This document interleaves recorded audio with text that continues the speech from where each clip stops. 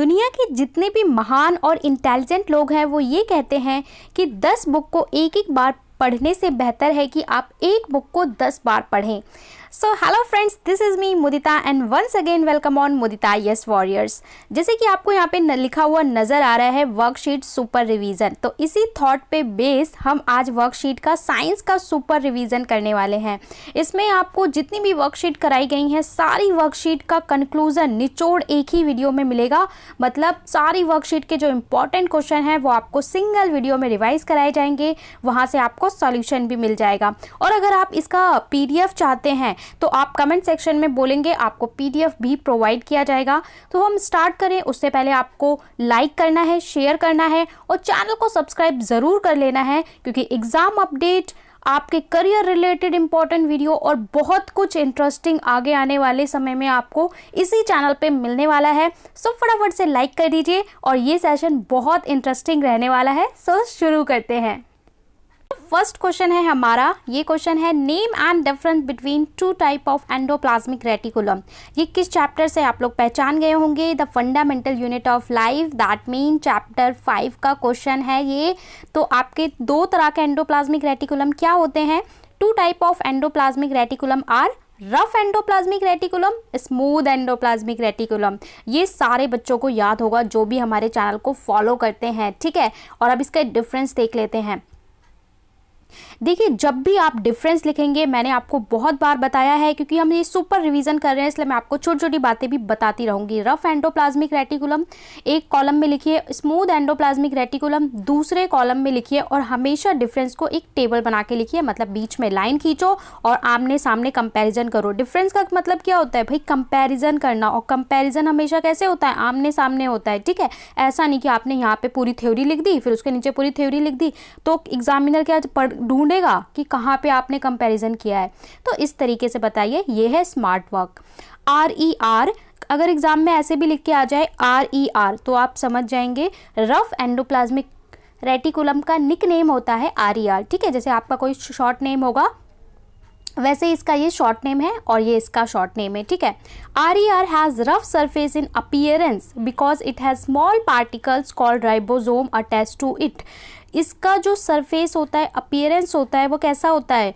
Rough होता है, इसीलिए इसको क्या बोलते हैं? रफ बोलते हैं। मतलब इसकी जो सतह होती है उस पर छोटे छोटे पार्टिकल्स अटैच होते हैं, जिसको हम क्या बोलते हैं? राइबोसोम्स बोलते हैं। और यही राइबोसोम्स के कारण इसका सरफेस कैसा होता है? छूने में रफ होता है, खुरदुरा होता है। और ये क्वेश्चन भी पूछा जाता है, ठीक है। SER membrane does not have ribosome on it, so it seems smooth। और इस पे राइबोसोम नहीं होता, इसकी सरफेस प्लेन होती है इसलिए ये स्मूथ होता है। बहुत ही सिंपल है। Its function is to produce protein for the rest of the cell function. Other cell functions के लिए ये प्रोटीन प्रोड्यूस करता है, वेयर एज अगर हम SER की बात करें तो produce fats and lipid molecule that are important for cell.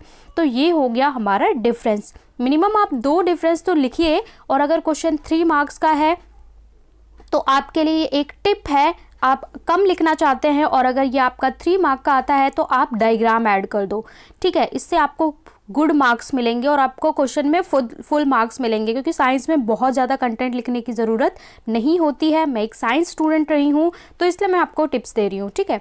आपको क्या करना है, इसका डायग्राम बना देना है, ठीक है। और उस पर राइबोसोम लगा दो और इसमें भी डायग्राम बना दो तो आपको अच्छे मार्क्स मिल जाएंगे। अगर हम नेक्स्ट क्वेश्चन की बात करें तो यहाँ पे है right one function of ribosome. Ribosome का एक फंक्शन लिखिए। देखिए, राइबोसोम काफ़ी इंपॉर्टेंट है। The function of ribosome is to make protein. अभी हमने पढ़ा कि राइबोसोम क्या बनाता है? प्रोटीन बनाता है। अब आप बोलेंगे मैम ये कौन सा प्रोटीन है? जो हम प्रोटीन खाते हैं वो वाला प्रोटीन है? देखिए, हमारी बॉडी में ना डिफरेंट टाइप ऑफ प्रोटीन्स की रिक्वायरमेंट होती है जो सेल फॉर्म करता है, ठीक है। और जो आप प्रोटीन खाते हो रॉ प्रोटीन, वो डिफरेंट टाइप ऑफ प्रोटीन होता है, ठीक है। जैसे DNA फॉर्मेशन के लिए भी हमें प्रोटीन की रिक्वायरमेंट होती है, that are different kind of protein. If you took science in 11th and 12th तो आप इसके बारे में डिटेल में पढ़ेंगे, ठीक है। तो इसका सिंपल सा काम क्या है राइबोसोम का? अब आपसे कोई भी पूछे राइबोसोम, देखिए एक क्वेश्चन से आपको इंटरलिंक करना है। RER रफ क्यों होता है? क्योंकि उसमें क्या होता है? राइबोसोम होता है। अब आपने एक नई चीज़ पढ़ ली, राइबोसोम। अब राइबोसोम पढ़ लिया तो यहाँ से लिंक करिए, राइबोसोम क्या बनाता है? राइबोसोम प्रोटीन बनाता है। ठीक है, तो यहाँ से इस तरीके से क्वेश्चंस को टैकल करना है। What is membrane biogenesis? membrane biogenesis क्या होता है, ज़रा इसको समझ लेते हैं। Protein and lipid molecule help in building the cell membrane during the cell division. हमें प्रोटीन और लिपिड्स चाहिए होते हैं। मैंने कहा कि अभी सेल, जो हमारा सेल होता है भाई, ये बेसिक जो हमारा सेल होता है जिससे आपकी बॉडी बनी हुई है, cell help in building the cell membrane during cell division. तो इसकी सेल मेम्ब्रेन सेल डिवीज़न के टाइम बनाने में प्रोटीन और लिपिड्स की ज़रूरत होती है, और इसी प्रोसेस को हम मेम्ब्रेन बायोगेनेसिस कहते हैं। Endoplasmic reticulum is responsible for membrane biogenesis, और एंडोप्लाज्मिक रेटिकुलम ही रिस्पॉन्सिबल होता है मेम्ब्रेन बायोगेनेसिस। अब देखिए, एक ही क्वेश्चन में आपके मल्टीपल क्वेश्चन निकलेंगे। कौन रिस्पॉन्सिबल होता है? एंडोप्लाज्मिक रेटिकुलम रिस्पॉन्सिबल होता है। सेल डिवीज़न क्या होता है? देखिए, जो आपका सेल होता है ये डिफरेंट प्रोसेस से बाय माइटोसिस और बाय मियोसिस, इन दो प्रोसेस से डिवाइड होता है। जब सेल डिवाइड होता है तो भाई जब सेल ब्रेक होगा तो उसको अलग मेम्ब्रेन चाहिए होगी, बाउंड्री चाहिए होगी, तो इसमें प्रोटीन और लिपिड्स रिक्वायर्ड होते हैं। चलिए आगे क्वेश्चंस को देखते हैं।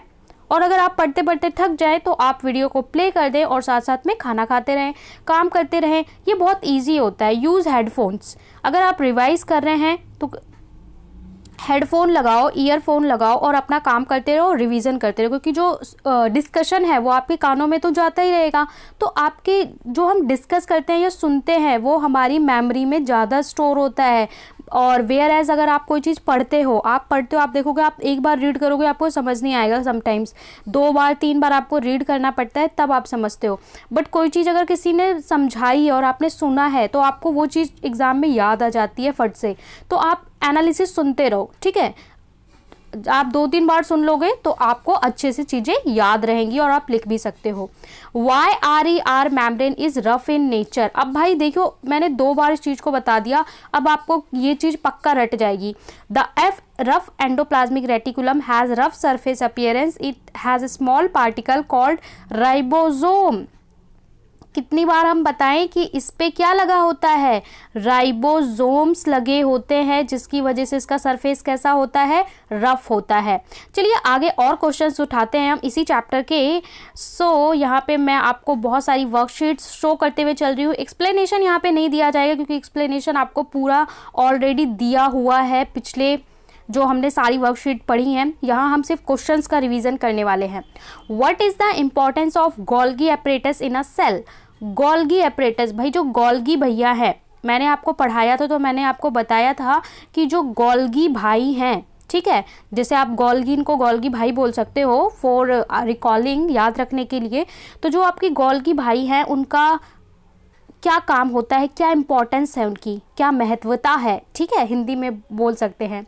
The Golgi apparatus is responsible for transporting, modifying, packaging of protein and lipid into vessels for delivery to targeted destination।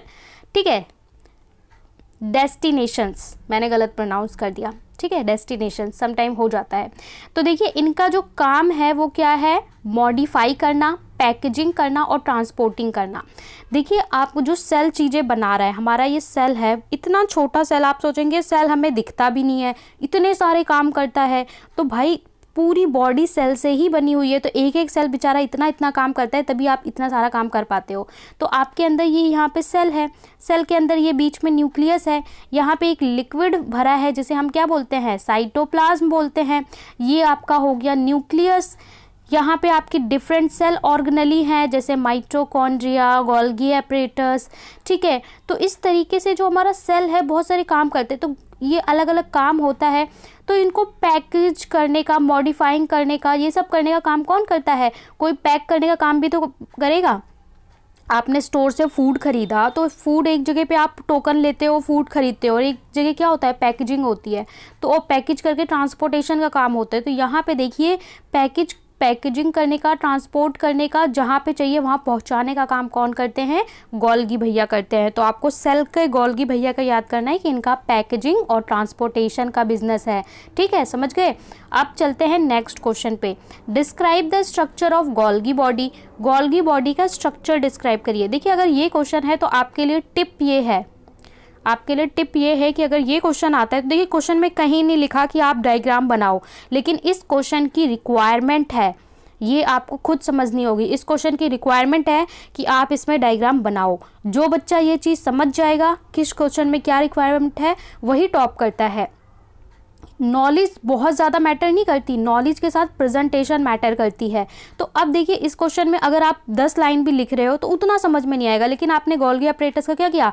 Diagram फट से बना दिया, एक दो चीज़ें दिखा दी, उनको लेबलिंग कर दी और उसके बाद 3 लाइन लिख दी। टीचर फट से चेक करके आपको 3 आउट ऑफ 3 मार्क्स दे देगा, क्योंकि उसे समझ जाएगा। टीचर सीधा डायग्राम देखेगा डायग्राम बच्चे को आता है, उसको पता है गोल्गी अपरेटस की शक्ल कैसी होती है, गोल्गी बॉडी की, उसके अंदर क्या क्या चीज़ें होती हैं, तो इसने लिखा भी सही होगा। ठीक है, तो ये टिप है, इसे हमेशा ध्यान रखें। अगर आप साइंस के जब क्वेश्चंस कर रहे हैं बायो के, तो ज़्यादा से ज़्यादा डायग्राम्स का यूज़ करें, और साथ में अगर आप केमिस्ट्री यूज़ कर रहे हैं, केमिस्ट्री लिख रहे हैं, तो उसमें केमिकल रिएक्शंस लिखें, फिजिक्स है तो फॉर्मूला लिखें। इस तरीके से आप अच्छे मार्क्स गेन कर सकते हैं।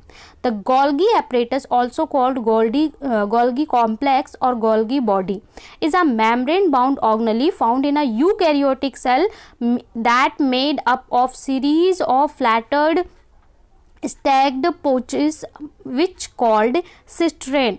तो ये आपको 1 मार्क में भी पूछा जा सकता है कि गोल्गी apparatus में जो किससे बना होता है, तो ये मटेरियल का नाम याद होना चाहिए।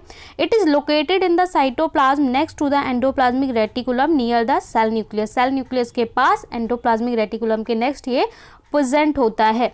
तो आपको इसका पूरा अपीयरेंस समझ में आ गया। आगे चलते हैं। Why lysosome are called suicide bag of the cell. तो गाइज ये क्वेश्चन तो VVI है, इसको आप VVI कर लिए। मोस्ट इंपॉर्टेंट क्वेश्चंस में मैंने इस क्वेश्चन को करवाया था आपको कि इसे सुसाइड बैग क्यों कहते हैं। बेचारा सुसाइड कर लेता है, कैसे कर लेता है, चलिए देख लेते हैं। Sometimes due to disturbance in cellular metabolism if the cell get damaged. कई बार क्या होता है, सेलुलर मेटाबॉलिज्म, सेल के अंदर बहुत सारे फंक्शंस होते हैं, डिस्टर्बेंस होते हैं, जिसकी वजह से सेल डैमेज हो जाता है। Lysosome burst and digestive enzyme start digesting their own cell. ऐसी कंडीशन में लाइबोसोम बर्स्ट हो जाते हैं, फट जाते हैं, और इसके जो डाइजेस्टिव एंजाइम है वो अपने ही सेल को खुद डाइजेस्ट करना स्टार्ट कर देते हैं, इसलिए इसको suicide bag of a cell भी कहा जाता है। तो ये बहुत इंपॉर्टेंट क्वेश्चन है। 1 मार्क में अगर आता है कि सुसाइड बैग किसे कहते हैं, तो लाइसोसोम कहते हैं। तो यहाँ पे आपको याद रखना है, अगर राइबोसोम है तो वो RER या ER से रिलेटेड है, और लाइबोसोम तो जैसे ही लाइबोसोम का नाम आए वैसे आपके दिमाग में आना चाहिए सुसाइड बैग, लाइबोसोम सुसाइड बैग। ठीक है, इस तरीके से आप रिलेट करके रखें। साथ ही आप लोगों ने अगर टेलीग्राम को नहीं ज्वाइन किया है तो डिस्क्रिप्शन में टेलीग्राम का लिंक है, वो ज्वाइन कर लें। उसके साथ ही आप लोग, मैंने आपको बताया था कि एक ऐप है जिसका नाम है खबरी ऐप आपको इंस्टॉल करना है प्ले स्टोर से। यहाँ पे हम आपको सभी चैप्टर्स की समरी, साथ ही साथ इम्पॉर्टेंट क्वेश्चंस के रिवीजन ऑडियो फॉर्मेट में देते हैं। ऑडियो मतलब वहाँ उसमें आपको ऑडियो सुनाई देगा, कुछ विजुअल नहीं दिखाई देंगे, क्योंकि वो ऑडियो ब्रॉडकास्टिंग ऐप है। वहाँ पे आपको कभी भी कान में लगाइए और रिवीजन सुनते रहिए।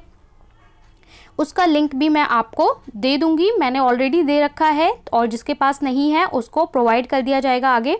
Where is the enzyme present in lysosome and get prepared. कहाँ पे enzyme, where is enzyme present in lysosome. Lysosome में एंजाइम कहाँ प्रेजेंट होता है, प्रिपेयर होता है, तो lysosome enzyme are synthesized in endoplasmic reticulum और are transported by Golgi apparatus. Golgi apparatus transport करता है और एंडोप्लाज्मिक रेटिकुलम में बनता है। इतना समझ गए कि RER या ER जो है वहाँ पे बनाया जाता है, और ट्रांसपोर्ट कौन करता है, गोल्गी भाई ट्रांसपोर्ट करते हैं। चलिए आगे और क्वेश्चंस देख लेते हैं। क्वेश्चन है why mitochondria known as power house of a cell, this is also VVI. VVI का मतलब वेरी वेरी इंपॉर्टेंट क्वेश्चन।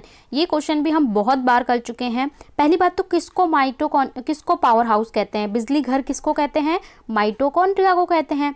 उसके बाद भाई क्यों कहते हैं, तो इसका आंसर है mitochondria are known as power house of the cell because they are responsible for the release of energy from body cellular respiration, क्योंकि ये सेलुलर रेस्पिरेशन की हेल्प से हमारी बॉडी में एनर्जी रिलीज करता है। कैसे, this energy is released in form of ATP, ATP की फॉर्म में ये एनर्जी रिलीज करता है। एटीपी का फुल फॉर्म क्या होता है, एडिनोसाइन ट्राइफॉस्फेट। इसको भी मैंने आपको बहुत बार बताया है, इसे हमेशा याद कर लें। इस तरह के जो फुल फॉर्म है ना, ऑन द स्पॉट याद करें, तुरंत के तुरंत आप डिस्क्रिप्शन में लिख दें एडिनोसाइन ट्राइफॉस्फेट। आपके पास बगल में कॉपी पेन कहीं पे भी है, इसकी स्पेलिंग लिखें ADENOSI, एडिनोसाइन ट्राइफॉस्फेट। कभी भी इस तरीके से फुल फॉर्म आए तुरंत कहीं पर टाइप कर दो, लिख दो, 2-3 बार लिख दो, आप नहीं भूलोगे। The energy currency of cell, इसको energy currency of the cell भी कहते हैं। तो this is also very important question, ठीक है। आप बस सुनते रहिए, ये सारे क्वेश्चंस का जो कंक्लूजन है उसे सुनते रहिए, आपको पता चल जाएगा क्या इंपॉर्टेंट है क्या नहीं है। और ये क्वेश्चन तो आपको पता है कि आपका जो पेपर बनने वाला है वो वर्कशीट को थ्रू ही बनेगा। और जो बच्चे कंफ्यूज हैं कि मैम वर्कशीट बुक, मैंने बताया था आपको पहले बुक वर्कशीट को प्रायोरिटी देनी है। और ये क्वेश्चन कहीं सिंथेसाइज करके नहीं आए, अपने आप बना के नहीं आए, ये क्वेश्चन आपके एनसीईआरटी से ही उठाए गए। एनसीईआरटी में अगर आप देखोगे तो एनसीईआरटी के इंटरनल क्वेश्चन जो चैप्टर के बीच में होते हैं, इसके अलावा एक्सटर्नल यानी कि जो आपका चैप्टर समरी का होता है, चैप्टर खत्म होने के बाद जो क्वेश्चंस दिया होता है एक्सरसाइज क्वेश्चन, वो क्वेश्चन भी आपको यहीं से मिलेंगे। Name any one function of the cell for which energy is needed, cell का कोई फंक्शन बताइए जिसके लिए सेल को एनर्जी की ज़रूरत होती है। भाई एटीपी के रूप में वो एनर्जी स्टोर करता है माइटोकॉन्ड्रिया, तो कौन सा काम है जिसके लिए एनर्जी चाहिए, तो सेल जितने भी काम करता है सबके लिए एनर्जी चाहिए। देखिए क्या है, अलग अलग फंक्शंस के लिए, जैसे to derive metabolic reaction that would not occur automatically, ऐसी रिएक्शन जो अपने आप नहीं होती है उनको स्टार्ट करने के लिए जो रिएक्शंस आप करते हो ना, इसी तरह हमारे सेल में बहुत सारी रिएक्शंस लगातार होती रहती हैं। To transport needed substance across membranes, membrane के अंदर, सेल की मेम्ब्रेन के अंदर एक जगह से दूसरी जगह चीज़ें ले जाने के लिए भी तो एनर्जी की ज़रूरत होती है। To do mechanical work such as moving muscle, आपकी बॉडी जो मूव करते हो, मसल्स मूव करते हो, इसके लिए भी आपको एनर्जी की ज़रूरत होती है। तो बहुत सारे काम के लिए सेल को एनर्जी की रिक्वायरमेंट होती है। यहाँ आप क्वेश्चंस के नंबर मत देखिए क्योंकि यहाँ पे बहुत सारे वर्कशीट के क्वेश्चंस यूज़ किए गए हैं, तो आप नंबर मत देखिए, बस सुनते रहिए।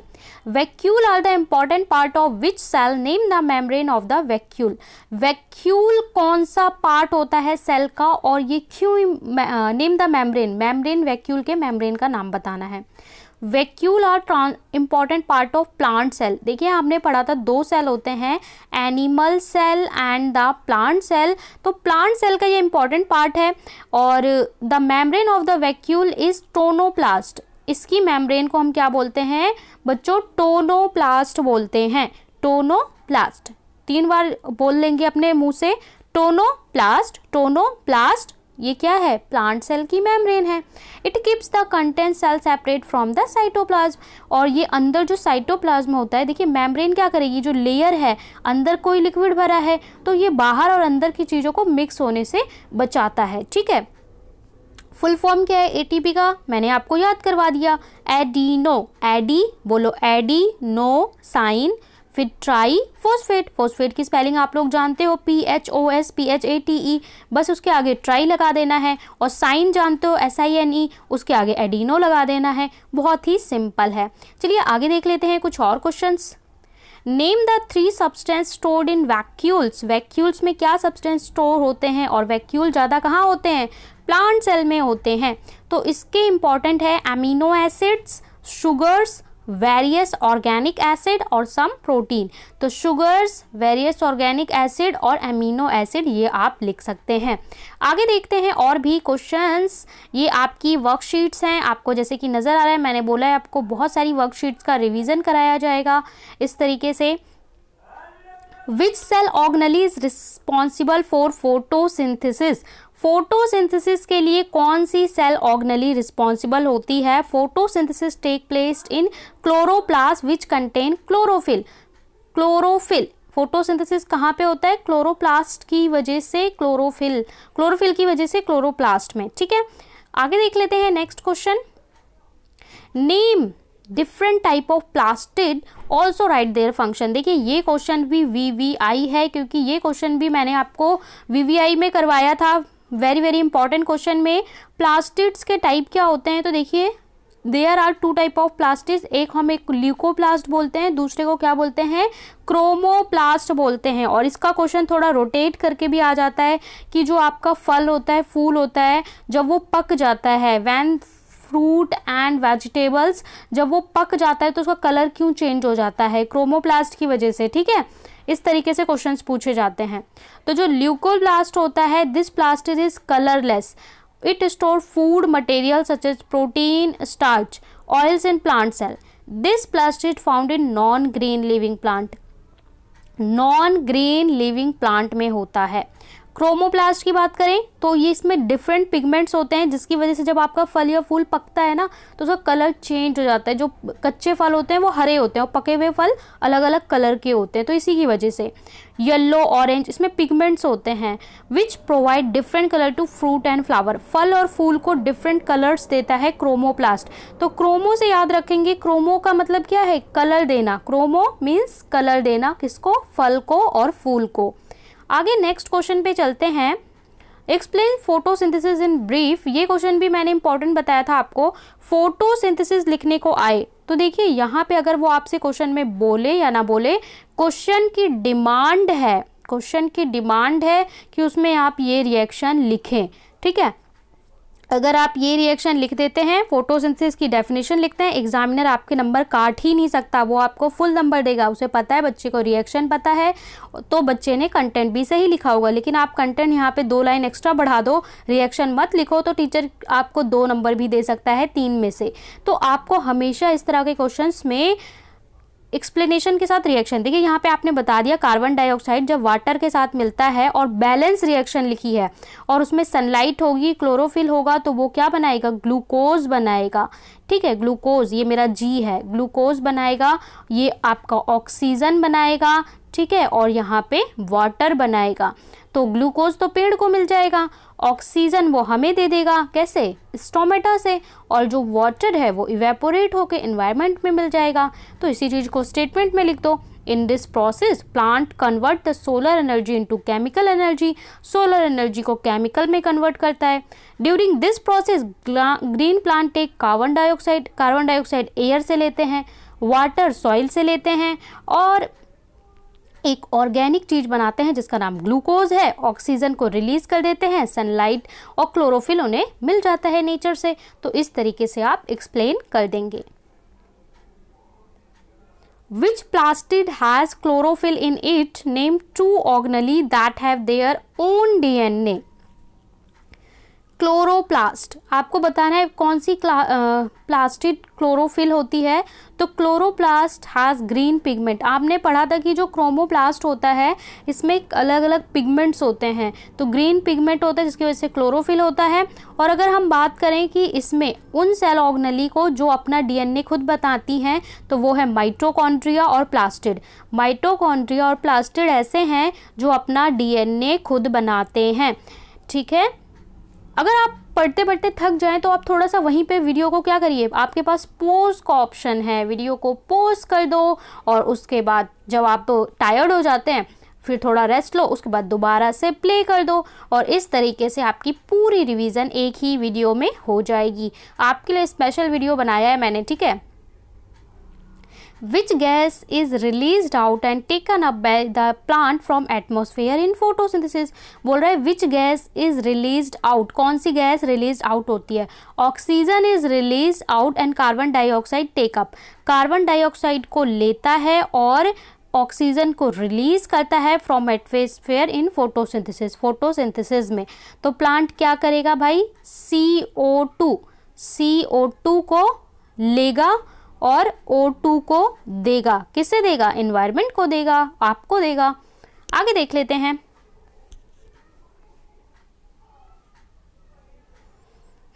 ये डायग्राम अगर मैं आपको दिखाऊं तो ये डायग्राम माइटोसिस एंड मियोसिस का है। ये क्या होती है, सेल डिवीज़न होती है। जब सेल हमारा अलग अलग प्रोसेस से डिवाइड होता है ना, तो देखिए ये प्रोसेस होता है। तो इसमें क्या होता है, pair of cells, single pair of cells होते हैं, एक एक सेल होते हैं, ये डिवाइड होकर पेयर बनाते हैं, फिर इस तरीके से ब्रेक होते हैं और फिर दोनों का सेपरेट होता है। और इसमें मियोसिस में क्या होता है, स्टार्टिंग से ही पेयर में, जोड़े में होंगे, ठीक है। तो इसे हम क्या बोलते हैं, सेल डिवीज़न की प्रोसेस बोलते हैं। अब इसके क्वेश्चंस देखते हैं। What is the importance of cell division in organism? Organism में सेल डिवीज़न ज़रूरी क्यों है? All multicellular organism grow in size, develop, replace dead cell by division process. हमारे सेल में देखिए, जो सेल का साइज बढ़ेगा तभी तो हमारा भी साइज बढ़ेगा। तो जो सेल ऑर्गेनिज्म है, ऑर्गेनिज्म, लिविंग ऑर्गेनिज्म जितने भी हैं, वो क्या है, उनका साइज चेंज होता है, वो डेवलप होते हैं, रिप्लेस होते हैं, सेल डेड होते हैं। Even the wound tissue are get repaired, इसके अलावा रिपेयरिंग होती है। Gametes are also produce by this process, और गैमेट्स का प्रोडक्शन भी होता है। तो ये सब होता है through cell division. Why does meiosis cell division take place in organism? What is the form from daughter cell in it? Daughter cell का फॉर्मेशन कैसे होता है मियोसिस में? मियोसिस में मैंने बोला स्टार्टिंग में ही आपका क्या होगा, पेयर ऑफ सेल्स होते हैं, जोड़े होते हैं। Meiosis cell division take place only in specific cell of reproductive organ और tissue.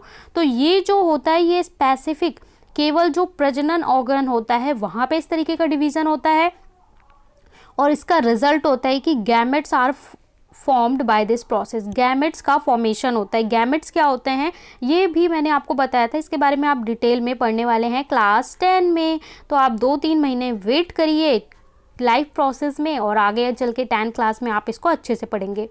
The process result in 4 daughter cell. Process में क्या होता है, 4 डॉटर सेल बनती हैं that are haploid, which means contain half number of chromosome of the diploid, जिसमें half number of chromosomes होते हैं। और देखिए क्रोमोजोम की संख्या क्या कितनी होती है, तो 46, या फिर आप कह सकते हैं 23 पेयर्स। 23 पेयर्स होते हैं या 46 क्रोमोजोम्स होते हैं।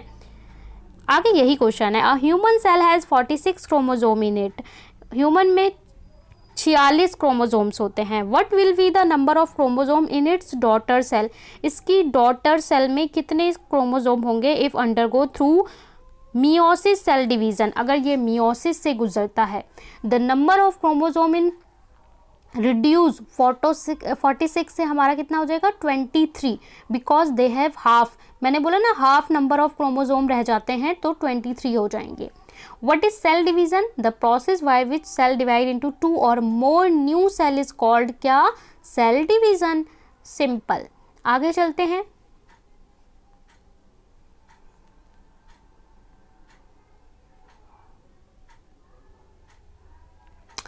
मोशन पे आ गए हैं हम। What is motion? मोशन जैसे ही आपको सुनने में लगता है वही मोशन है, ठीक है, जो भी आपको सुनने में लग रहा है, जहाँ पे कुछ हलचल हो रही है। When an object change its position with respect to other object और अलॉन्ग विद टाइम। 2 चीज़ें याद रखनी है, किसी चीज़ की पोजीशन दूसरे चीज़ की पोजीशन के कंपैरिजन में चेंज हो रही है या टाइम के कंपैरिजन में। देखिए ऑब्जेक्ट है कोई ऑब्जेक्ट, ये ऑब्जेक्ट यहाँ पे खड़ा हुआ है, ठीक है, और दूसरा ऑब्जेक्ट यहाँ पे है। अब इन दोनों के कंपैरिजन में अगर एक की पोजीशन चेंज होती है तो इसका मतलब ये इसके कंपैरिजन में अपनी पोजीशन चेंज कर दिया, तो ये क्या है, मोशन है। दूसरी चीज़ है आप यहाँ पे अकेले खड़े हुए हो, ठीक है, अब टाइम है 1 घंटे बाद, 2 घंटे बाद, 3 घंटे बाद, आप जिस पोजीशन पे हो वहाँ से अगर आपकी position with respect to time 1 घंटे, 2 घंटे, 2 दिन, 2 हफ्ते चेंज होती है तो भी वो क्या है, मोशन है। तो यानी टाइम के कंपैरिजन में, दूसरे ऑब्जेक्ट के कंपैरिजन में अगर पोजीशन चेंज हो तो वो मोशन है। This state of object is called the motion और change in the position of object with time is called motion. Name all type of physical quantity. Physical quantity क्या होती हैं और वेक्टर क्वांटिटी क्या होती हैं, ये मैंने मोशन में अच्छे से पढ़ाया है। तो फिजिकल क्वांटिटी है जैसे मास हो गया, टाइम हो गया, करंट हो गया, अमाउंट ऑफ सब्सटेंस या ल्यूमिनस इंटेंसिटी, ये सब फिजिकल क्वांटिटी हैं। What are scalar and vector quantity? Scalar quantity that has only magnitude but no direction, जिनका मैग्नीट्यूड होता है मतलब कोई वैल्यू होगी 50, 60, ठीक है, लेकिन डायरेक्शन नहीं होगा, तो वो स्केलर है। वेक्टर क्वांटिटी जिसके पास मैग्नीट्यूड भी होता है, डायरेक्शन भी होता है, तो ये क्या होती है, हमारी वेक्टर क्वांटिटी होती हैं, जैसे कि force, momentum, acceleration, displacement.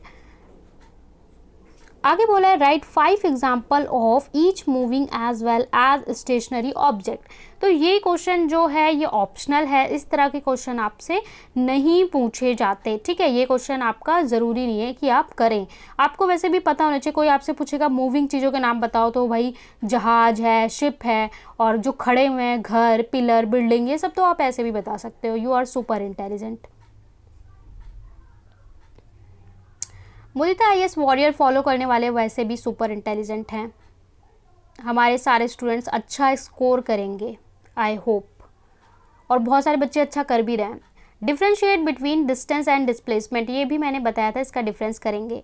Distance और डिस्प्लेसमेंट क्या है, देखिए दोनों की जो यूनिट होती है ना, मीटर होती है, इसके भी यूनिट मीटर, इसके भी यूनिट मीटर, ये भी डी से शुरू हो रहा है, ये भी डी से शुरू हो रहा है, पर दोनों अलग चीज़ है। ये है आपका स्केलर क्वांटिटी, ये है आपका वेक्टर क्वांटिटी, यही इसका अंतर है। The complete length of the path between any 2 point is called distance. 2 points के बीच में जो कंप्लीट पाथ है उसको हम क्या बोलते हैं, डिस्टेंस। और डिस्प्लेसमेंट क्या होता है, the direct length between 2 points measured minimum, जो शॉर्टेस्ट सबसे छोटा पाथ होगा ना वो उसके बीच का, वो होता है डिस्प्लेसमेंट। ये स्केलर क्वांटिटी है, ये वेक्टर क्वांटिटी है। The distance can have only positive value, distance की हमेशा पॉजिटिव वैल्यू होगी, distance should be always positive, but displacement हमारा पॉजिटिव, नेगेटिव और ज़ीरो भी हो सकता है। कैसे हो सकता है, देखिए ये 2 पॉइंट है, ठीक है, अगर मैंने पूछा कि ये ग्राउंड है, यहाँ पे ये पॉइंट A है, ये पॉइंट B है, आप A से चलकर B तक गए, ठीक है, तो आपका ये क्या हो गया, ये हो गया पूरा आपका डिस्टेंस। लेकिन अगर आपसे मैंने पूछा डिस्प्लेसमेंट क्या होगा, तो इसका शॉर्टेस्ट पाथ क्या है, ये इसका रेडियस, इसका शॉर्टेस्ट पाथ है, तो ये इसका हो गया डिस्प्लेसमेंट, शॉर्टेस्ट पाथ। उसके अलावा ये प्लस माइनस, ये ज़ीरो भी कैसे हो सकता है, तो देखिए A से B डिस्प्लेसमेंट, अगर आप यहाँ से यहाँ तक गए तो आपका ये कितना हो गया, डिस्प्लेसमेंट हो गया, मान लीजिए 6 मीटर। लेकिन आप फिर वापस यहाँ से रिटर्न आ गए, तो जहाँ से गए थे वहीं पे वापस आ गए, मतलब आपका टाइम के साथ कोई चेंज नहीं हुआ, तो आपका डिस्प्लेसमेंट क्या हो जाएगा, ज़ीरो हो जाएगा। या फिर इसके बाद आप उल्टा और इधर चलने लगे तो आपका माइनस में भी हो सकता है। तो इस तरीके से प्लस माइनस और नेगेटिव भी हो सकता है डिस्प्लेसमेंट।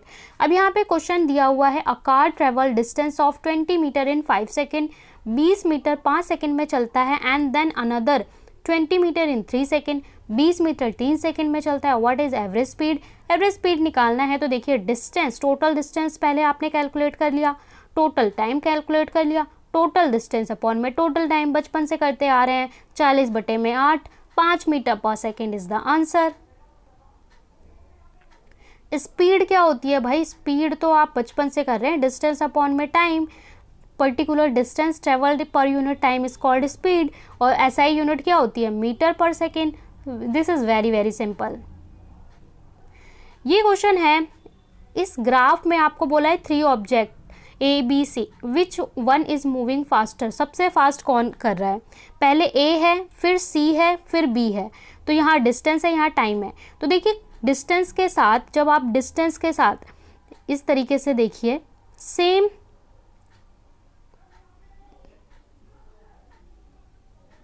देखिए टाइम कितना है, टाइम यहाँ बढ़ता जा रहा है, तो कम टाइम में जो ज़्यादा डिस्टेंस ट्रेवल करेगा वो फास्ट मूव करेगा ना। तो सबसे कम टाइम में ज़्यादा डिस्टेंस कौन मूव कर रहा है? ए, उसके बाद सी, और सबसे लेट कौन है? बी सबसे पिछड़ा हुआ है। From the object graph we can move conclusion A की हाईएस्ट स्पीड है and B is the least speed. B की लीस्ट स्पीड क्यों है? क्योंकि बी सबसे आखिरी में है, तो ये सबसे पीछे है और ये सबसे आगे है। तो ये कौन है? विनर है, और ये कौन है? लूजर है। ठीक है, तो चलिए आगे हम चलते हैं और क्वेश्चंस को लेते हैं थोड़े मोशन के। मोशन में बहुत बच्चों को दिक्कत है। मैंने मोशन की आपको कंप्लीट एक्सप्लेनेशन की 2 पार्ट्स में वीडियो भी बनाई थी। स्पीड और वेलोसिटी में डिस्टेंस, जब आप डिस्टेंस डिस्प्लेसमेंट में करेंगे तो देखिए इन दोनों में भी डिफरेंस आता है। ये एक स्केलर क्वांटिटी है, ये एक वेक्टर क्वांटिटी है। दोनों की यूनिट होती है metre per second, metre per second. Distance cover by an object per unit time is speed. Velocity defined direction of movement, particular direction में जो मूवमेंट होगा वो वेलोसिटी होती है। Scalar vector, speed of an object moving can be never negative, ये negative नहीं हो सकता। और moving object can be zero, क्योंकि ये डिस्प्लेसमेंट पर क्या कहते हैं, डिस्प्लेसमेंट पर डिपेंड कर रहा है। ओके, समटाइम हमारा जो वर्ड होता है ना, हम आउट ऑफ वर्ड हो जाते हैं, हमारे वोकल से वर्ड गायब हो जाता है। If a car travel 100 metre in 25 second then find out its velocity, velocity find out करके बता सकते हैं? जी हाँ, बिल्कुल कर सकते हैं। वेलोसिटी होता है डिस्प्लेसमेंट अपॉन में टाइम। डिस्प्लेसमेंट हमें 100 दे रखा है, टाइम 25 दे रखा है, तो 100 बटे में 25, यहाँ पे कितना हो जाएगा? 4 metre per second. You are very smart, आप सब कर लेंगे इसे। ये क्वेश्चन है, When you apply brake to moving bicycle then what type of motion, अगर आप बाईसाइकिल पर ब्रेक अप्लाई करते हो तो कैसा मोशन होगा? When I apply moving bicycle it has non uniform motion, क्योंकि यूनिफॉर्म में तो कंटिन्यूस चलता रहेगा ना। यूनिफॉर्म का मतलब क्या होता है? स्ट्रेट लाइन, ठीक है, स्ट्रेट लाइन। और नॉन यूनिफॉर्म का मतलब होता है भाई जिग जैग, कुछ भी हो सकता है।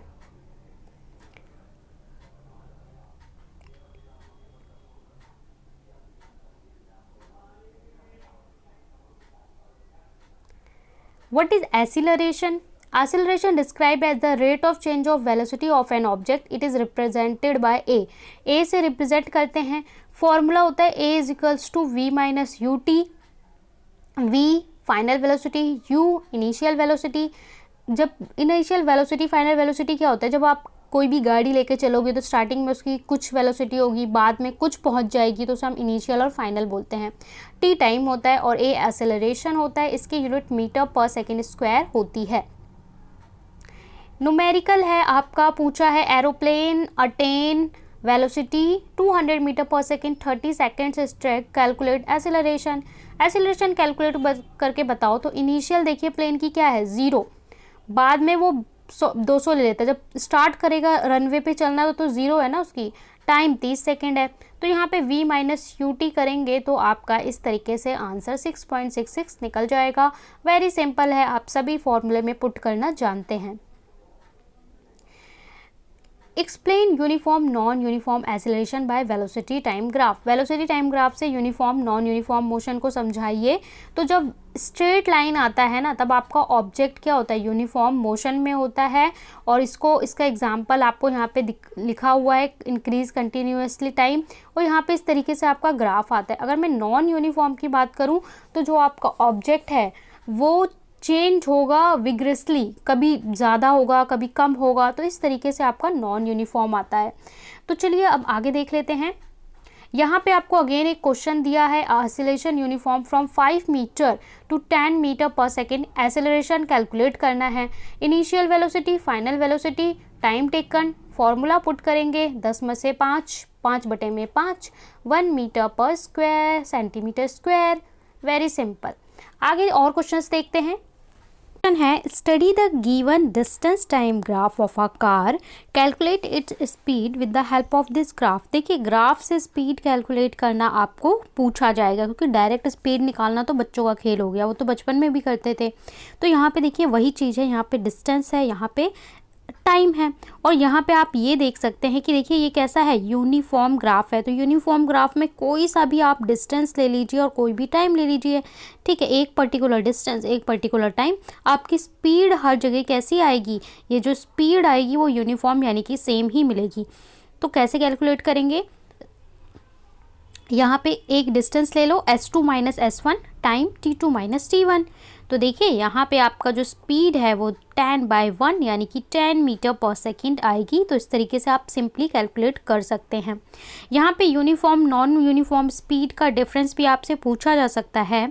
तो यूनिफॉर्म स्पीड क्या होता है, कवर्स इक्वल डिस्टेंस। अभी हमने देखा कि ग्राफ में इक्वल डिस्टेंस ट्रेवल करेगा इक्वल टाइम इंटरवल में, इसलिए उसकी स्पीड भी कैसी आती है, यूनिफॉर्म आती है। और ये क्या करेगा, कभी ज़्यादा डिस्टेंस का ट्रेवल करेगा, कभी कम ट्रेवल करेगा सेम इंटरवल ऑफ टाइम में। तो इसे हम क्या बोलेंगे, नॉन यूनिफॉर्म। स्ट्रेट लाइन आएगी ग्राफ में, इसमें कैसी लाइन आएगी, कर्व्ड लाइन आएगी, ग्राफ पे इस तरीके से कर्व बनेगा। Motion is similar to actual speed of the object, और मोशन इज डिफरेंट फ्रॉम, यहाँ एक्चुअल स्पीड से डिफरेंट होता है मोशन और यहाँ पे सेम होता है। अगला क्वेश्चन देख लेते हैं, draw distance time graph of an object. अलग अलग कंडीशन में आपको डिस्टेंस टाइम ग्राफ बताना है। तो ये बहुत पूछा जाता है कि अगर ऑब्जेक्ट रेस्ट पे है, तो जब भी कोई चीज़ रेस्ट पे होगा तो देखिए इस तरीके से आएगा, स्ट्रेट लाइन, ठीक है, इस तरीके से। ये टाइम बढ़ रहा है बट ऑब्जेक्ट का देखिए मोशन नहीं है, ऑब्जेक्ट रेस्ट पे वहीं का वहीं खड़ा हुआ है।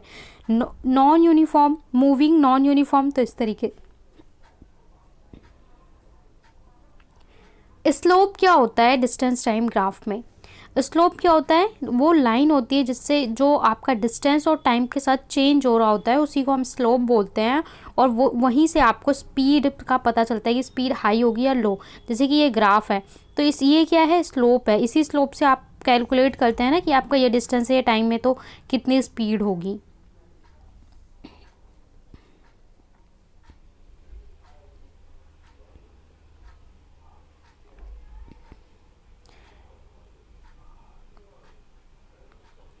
ये क्वेश्चन है कि यहाँ पे इस क्वेश्चन नंबर 2 पे चलते हैं। Distance travel by an object 2 second से 3 सेकंड पे अगर जाता है तो क्या होगा, वो आपको बताना है। तो यहाँ पे देखिए आपको इस तरीके से ग्राफ को ड्रॉ कर लेना है 2 से 3 सेकंड में। तो इस तरीके से आप कैलकुलेट करोगे distance travel, area of ABCDE, इस पूरे का एरिया आपको कैलकुलेट करना होगा। यहाँ पे पहले यहाँ पे आपको एक ट्रायंगल नज़र आ रहा है, ट्रायंगल का निकाल लीजिए। और यहाँ पे आपको एक क्वाड्रिलेटर नज़र आ रहा है, उसका निकाल लीजिए।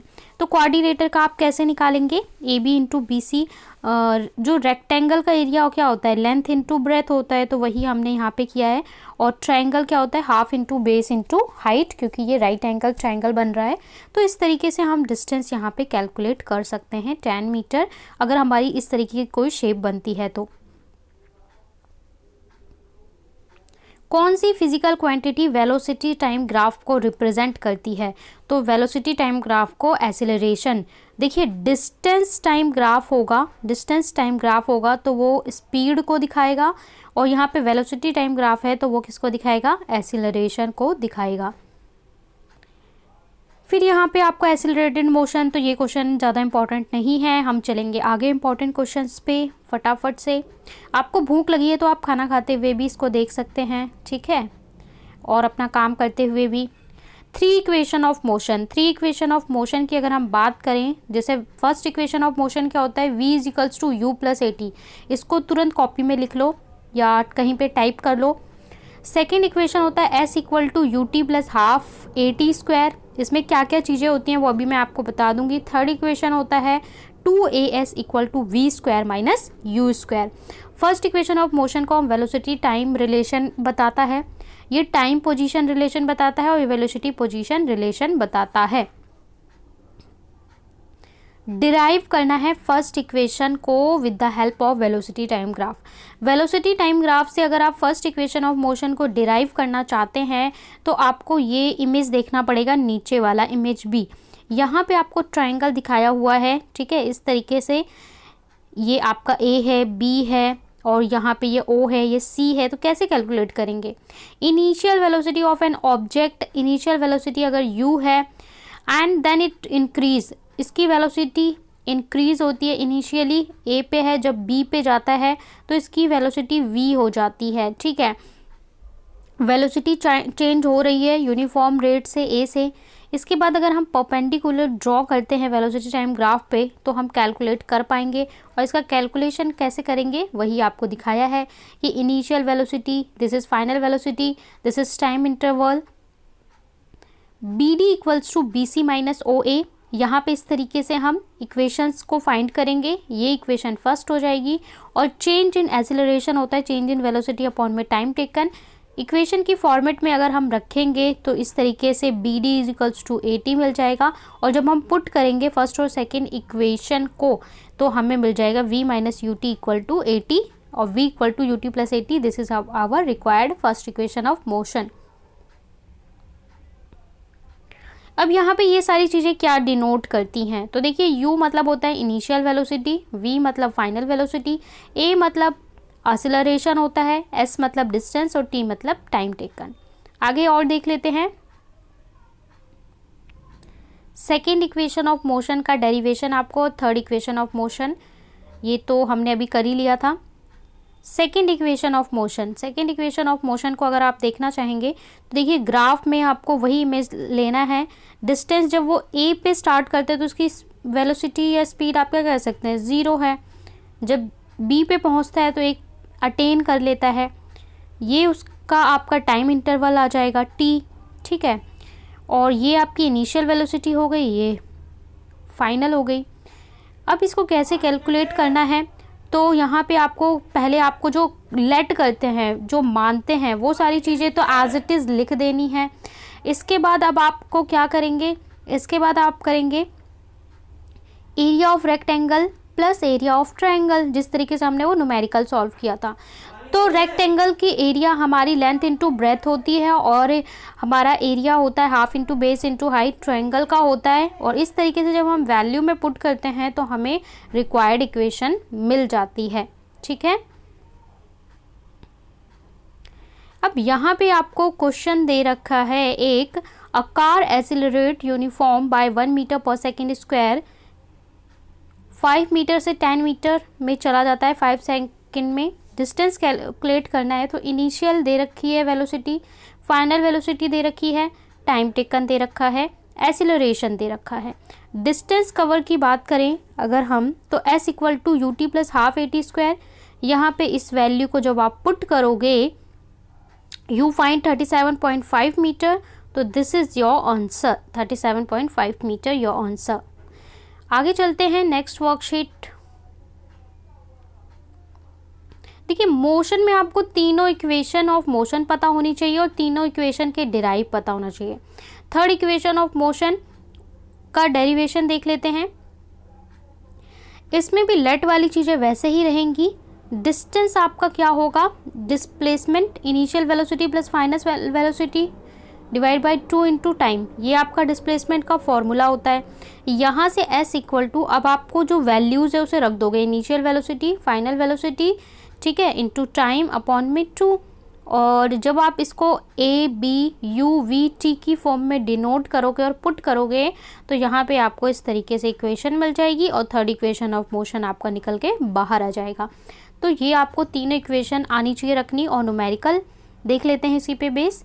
अ car stands moving from rest and attain a velocity of 10 metre in 5 minute if acceleration is constant. Constant होगा एक्सीलरेशन तो क्या होगा, इनिशियल वेलोसिटी 0 है, फाइनल 10 है, टाइम 5 मिनट लग रहा है तो मिनट को सेकेंड में 5 इंटू 60, 300 सेकेंड। अब इसको v equal to u t plus half a t में अगर आप पुट करोगे, u की जगह पे 0 रखोगे तो ये आपका मिलने वाला है answer.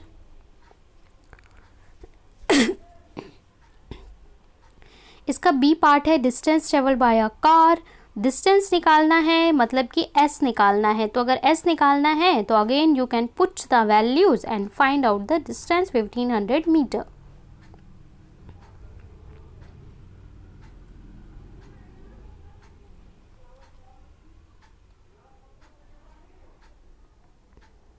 Distance displacement, this is हम ये कर चुके हैं, ये भी कर चुके हैं, ये कर चुके हैं। एथलीट, ये क्वेश्चन नहीं किया है आपने। Find speed of athlete who complete 1 lap. 1 lap एक एथलीट कंप्लीट करता है जो सर्कुलर ट्रैक्स होते हैं ना, पाथ जिस पे एथलीट दौड़ते हैं, 100 मीटर इन 1 मिनट। तो देखिए रेडियस ऑफ सर्कुलर पाथ आपको दे दिया है, मतलब सरकमफ्रेंस क्या होता है 2πr, जो पूरा कंप्लीट होता है। तो यहाँ से आप निकाल लेंगे इक्वल टू इतना, और स्पीड निकालना है तो डिस्टेंस अपॉन टाइम करेंगे और यहाँ से आप फाइंड आउट कर लेंगे। आगे चलते हैं। मैं यहाँ पे आपको जो मेन क्वेश्चंस हैं वो चाहती हूँ कि आपकी आंखों के सामने से निकल जाएं, जो मेजर क्वेश्चंस हैं जो आपके लिए वेरी इंपॉर्टेंट हैं। What effect can be produce by force, force से क्या इफेक्ट प्रोड्यूस होता है, that's not important. What is the direction of force, ये भी ज़्यादा इंपॉर्टेंट नहीं है। It is really necessary to apply force to make think a ball down and the carpet, ये वाला क्वेश्चन इंपॉर्टेंट है। A ball rolled down on a floor and another on a carpet eight same time, एक ball आपने floor पे फेंकी है और एक कारपेट पे, कारपेट जो बिछा होता है उस पे फेंकी है, तो कौन सा ज़्यादा पहले रुकेगा और क्यों रुकेगा? The ball on carpet come to rest first because the frictional force on carpet, carpet पे फ्रिक्शनल फोर्स ज़्यादा होगा। फ्रिक्शनल फोर्स क्या होता है, जो आपको हेल्प करता है चलने में, अपोज करता है, ठीक है, जिस डायरेक्शन में मोशन होता है उसके अपोजिट डायरेक्शन में रोकता है। तो यहाँ पे क्या होगा, due to rough surface carpet compare to friction between the floor and ball, so ball carpet come to the rest first, तो कारपेट पे फर्स्ट बॉल रेस्ट पे आएगी क्योंकि यहाँ पे फ्रिक्शन ज़्यादा है। अब देखिए यहाँ पे दिखाया हुआ है, दो चीज़ें एरो में दिखाई हुई है, इस तरह के क्वेश्चंस पूछे जाते हैं। यहाँ पे बी, ये कौन सा फोर्स है और ये कौन सा फोर्स है, तो ए हमारा अप्लाइड फोर्स है जो बच्चे फोर्स लगा रहे हैं, और बी हमारा फ्रिक्शनल फोर्स है जो अपोजिट डायरेक्शन में हमेशा लगता है।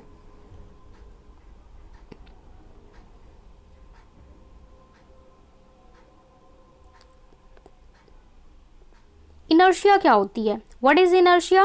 The natural tendency of an object to resist change in their state of uniform motion or rest to call inertia. Tendency, आपकी जो स्टेट है उसे चेंज करना, अगर आप रेस्ट पे हैं तो आप रेस्ट पे ही रहेंगे, मोशन पे हैं तो मोशन पे ही रहेंगे। वो टेंडेंसी जो आपको चेंज करने के लिए प्रोवाइड करती है मोशन से, वो इनर्शिया होती है। और inertia, the first law of motion with example, Newton का फर्स्ट लॉ क्या कहता है? Newton first law states that object at rest remains at rest, object जो रेस्ट पे है वो रेस्ट पे रहेगा, जो मोशन में है वो मोशन में रहेगा जब तक आप उस पर कोई फोर्स अप्लाई नहीं करते हैं। और अनबैलेंस फोर्स, फोर्स भी कैसा? Unbalance force. एग्जाम्पल क्या है? State of motion vehicle change, the passenger tense feel jerk backward और फॉरवर्ड, जब भी आप गाड़ी में मूव कर रहे हैं और अगर ब्रेक लगता है तो आप क्या होता है, आगे की ओर फॉरवर्ड एक झटका महसूस करते हैं। क्यों महसूस करते हैं? क्योंकि देखिए आप लोग मोशन में थे और आप लोग मोशन में ही रहना चाहते हैं, लेकिन जब फोर्स अप्लाई हुआ तो इस तरीके से आपको फील होता है। Which direction the passenger feel jerk if the bus start moving suddenly, अगर बस रुकी हुई अचानक से चलने लग जाए तो आप किधर धक्का महसूस करेंगे? The passenger will feel jerk in backward direction, तब आप बैकवर्ड, क्योंकि आप रुके हुए हैं, ठीक है, और आप रुके हुए रहना चाहते हो, बस चल पड़ी तो आप पीछे की ओर धक्का महसूस करेंगे। This happen when bus start moving forward, lower part of the person begin to move with the bus whereas the upper part of the body remains in rest. तो जो बस ने जब बस स्टार्ट कर दी तो हमारा जो लोअर पार्ट है, हमारे पैर जो बस में लगे हुए हैं वो तो मोशन में आ जाएंगे, लेकिन बॉडी का जो अपर पार्ट है वो अभी भी रेस्ट में रहना चाहेगा, जिसकी वजह से हम क्या बोलेंगे, हम फील करेंगे जर्क। और ये किसकी वजह से होता है? इनर्शिया की वजह से होता है। किस में ज़्यादा इनर्शिया होगा, एक कार में या एक बस में, एक बाईसाइकिल में, मोटरसाइकिल में, कार्ट में, ट्रेन में? तो द मास ऑफ बस is more than that the mass of car, बस का मास, देखिए इसका सिंपल सा प्रिंसिपल है, जिसका मास ज़्यादा होगा उसमें ज़्यादा इनर्शिया होगा। तो body large mass inertia, hence bus has more inertia, bus का वेट या मास कह सकते हैं आप ज़्यादा होगा कार से, इसलिए इसमें ज़्यादा इनर्शिया होगा। तो इन दोनों में भी कंपेयर कर लीजिए, किसका ज़्यादा होगा, मोटरसाइकिल या बाईसाइकिल, मोटरसाइकिल, कार्ट या ट्रेन, तो ऑफकोर्स ट्रेन। तो जिसका आप मास ज़्यादा होगा उसका इनर्शिया भी ज़्यादा होगा। Very simple concept.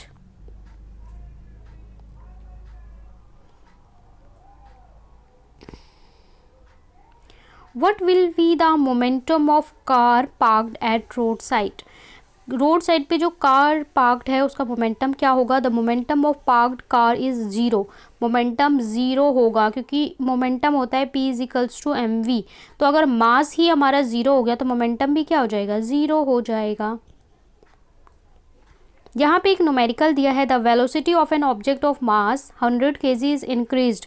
100 kg से इंक्रीज करके 5 metre per second to 8 metre per second 6 second में हो जाता है। अमाउंट ऑफ फोर्स, फोर्स निकालना है। तो देखिए मास दे दिया आपको, टाइम टेकन दे दिया, इनिशियल और फाइनल वेलोसिटी दे दी। ये अब इनिशियल मोमेंटम आप निकालोगे, मोमेंटम P इजिकल्स टू mv। यहाँ से आपने मोमेंटम कैलकुलेट किया पहला, फाइनल मोमेंटम कैलकुलेट किया दूसरा। फोर्स रिक्वायर्ड होगा चेंज ऑफ मोमेंटम अपॉन में टाइम, तो चेंज ऑफ मोमेंटम अपॉन में टाइम आप करोगे तो 50 न्यूटन। अगर आपको सारे फॉर्मूले याद है तो ये क्वेश्चन बहुत सिंपल है, लेकिन अगर आपको नहीं पता तो आपके लिए टफ हो सकता है। तो बहुत इजी है, इसलिए सारे फॉर्मूले का शीट बना के आप याद रखें। अगला क्वेश्चन है, ट्रक में 1000 kg mass moving velocity this. ये डायरेक्ट फॉर्मूला बेस्ड क्वेश्चन है, तो यहाँ पे P इजिकल्स टू mv डायरेक्ट आप लगाएंगे और आपका यू गेट द आंसर।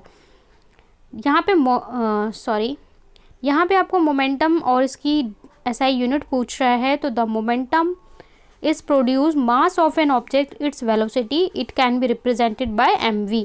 और अगर इसकी यूनिट बोले तो किलोग्राम मीटर पर सेकेंड इसकी यूनिट होती है।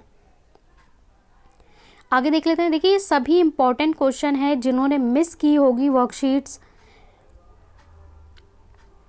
उन्हें भी ये क्वेश्चंस मिल जाएंगे।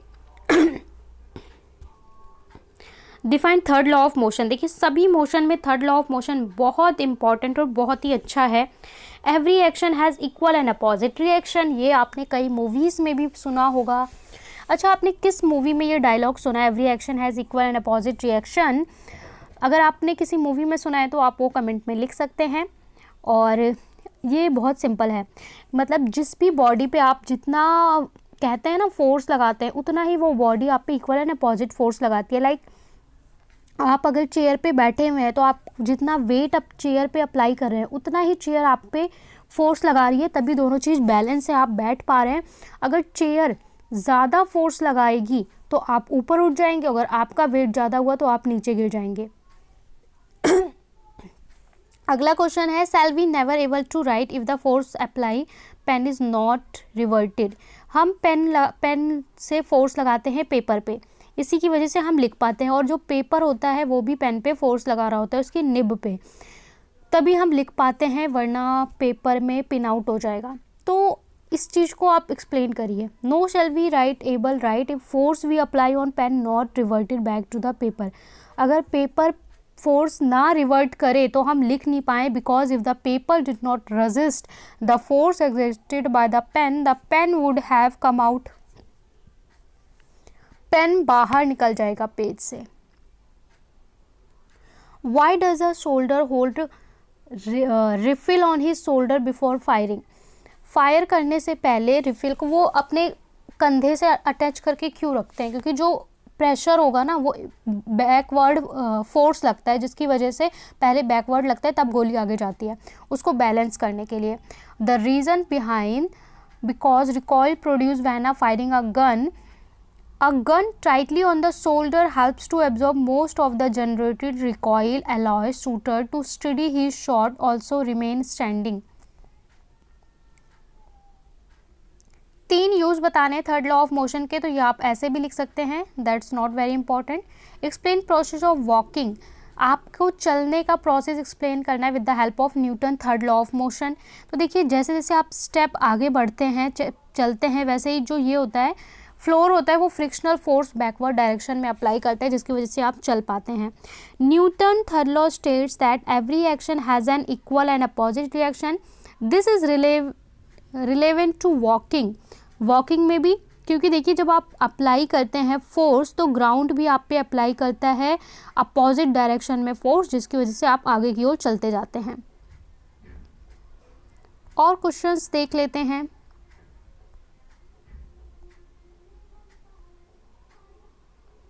Law of conservation of momentum.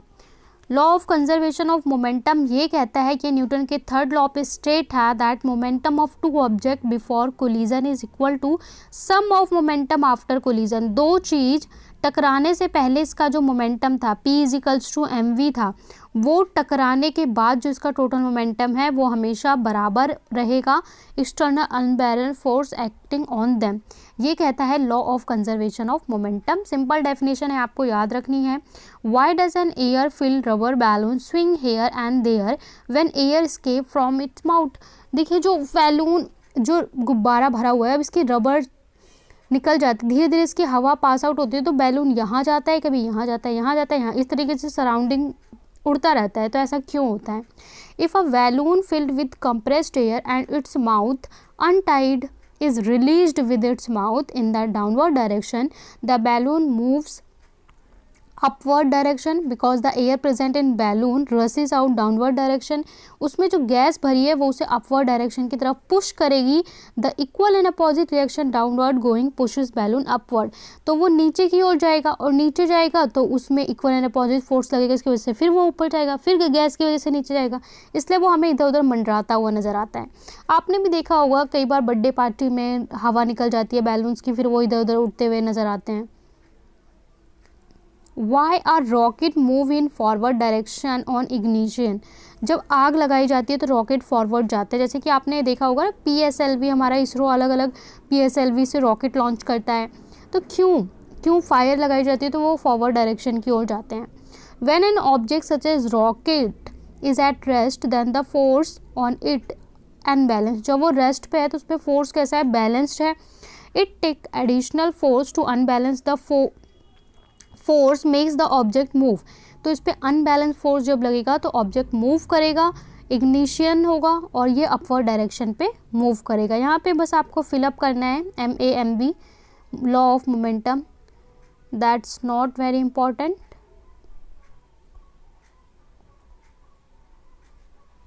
अगर आप सारी वर्कशीट का रिवीजन ही कर लेते हैं तो ही आपके लिए मोर देन इनफ है। 1 न्यूटन आपको डिफाइन करना है, तो 1 newton is force needed to accelerated 1 kilogram of mass in 1 second, that's a 1 newton. 3 law of motion क्या कहते हैं? First law of motion, second law, third law, ठीक है। Every action equal and opposite reaction. First है law of inertia पे based और second है change in momentum proportional to unbalance force. तो तीनों आपको याद रहने चाहिए। Write to application of second law of motion, all right.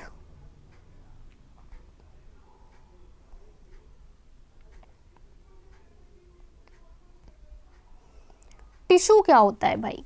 Cell पढ़ लिया तो टिश्यू क्या होता है? Group of cell that have similar structure performing function is called tissue. Plant और एनिमल टिश्यू में क्या डिफरेंस है? Difference, cell of plant tissue have cell wall, जबकि हमारा एनिमल टिश्यू में सेल वॉल नहीं होता।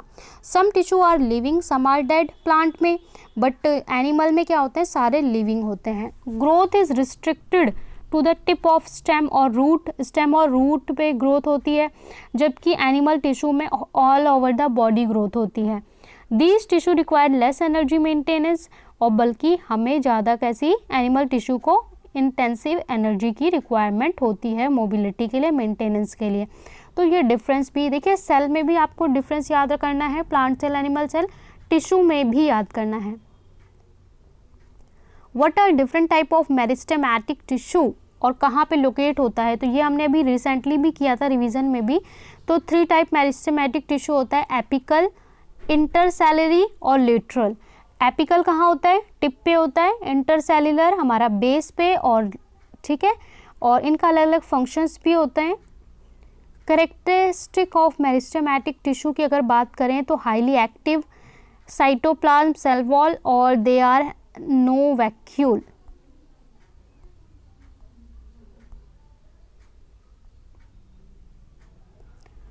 परमानेंट टिश्यू क्या होते हैं? परमानेंट टिश्यू, जिसमें हमारे परमानेंट टिश्यू 2 तरीके के होते हैं, सिंपल एंड कॉम्प्लेक्स, ठीक है। सिंपल होते हैं जो सेम टाइप ऑफ टिश्यू से बने होते हैं, और कॉम्प्लेक्स जो more than 1 type of tissue से बने होते हैं।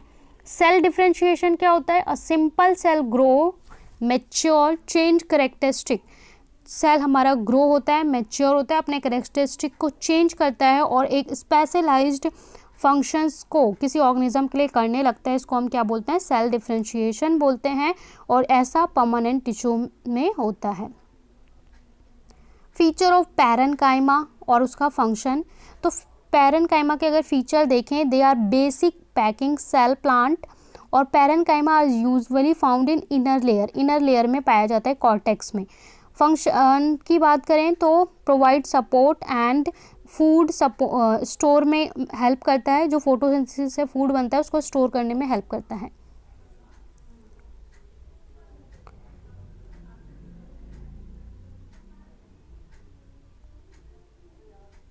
नेक्स्ट, सिंपल परमानेंट टिश्यू की बात करें तो कॉलनकाइमा, स्केलेनकाइमा और पैरेन्काइमा, ठीक है, 3 होते हैं हमारे। स्केलेनकाइमा का फंक्शन अगर हम बात करें तो this tissue is present stem around vascular bundle in vein leave and hard coverage of fruit seeds, जो कवरेज होता है फूड्स का हार्ड, वो इससे बनता है। Husk of coconut tissue is make stiff provide strength.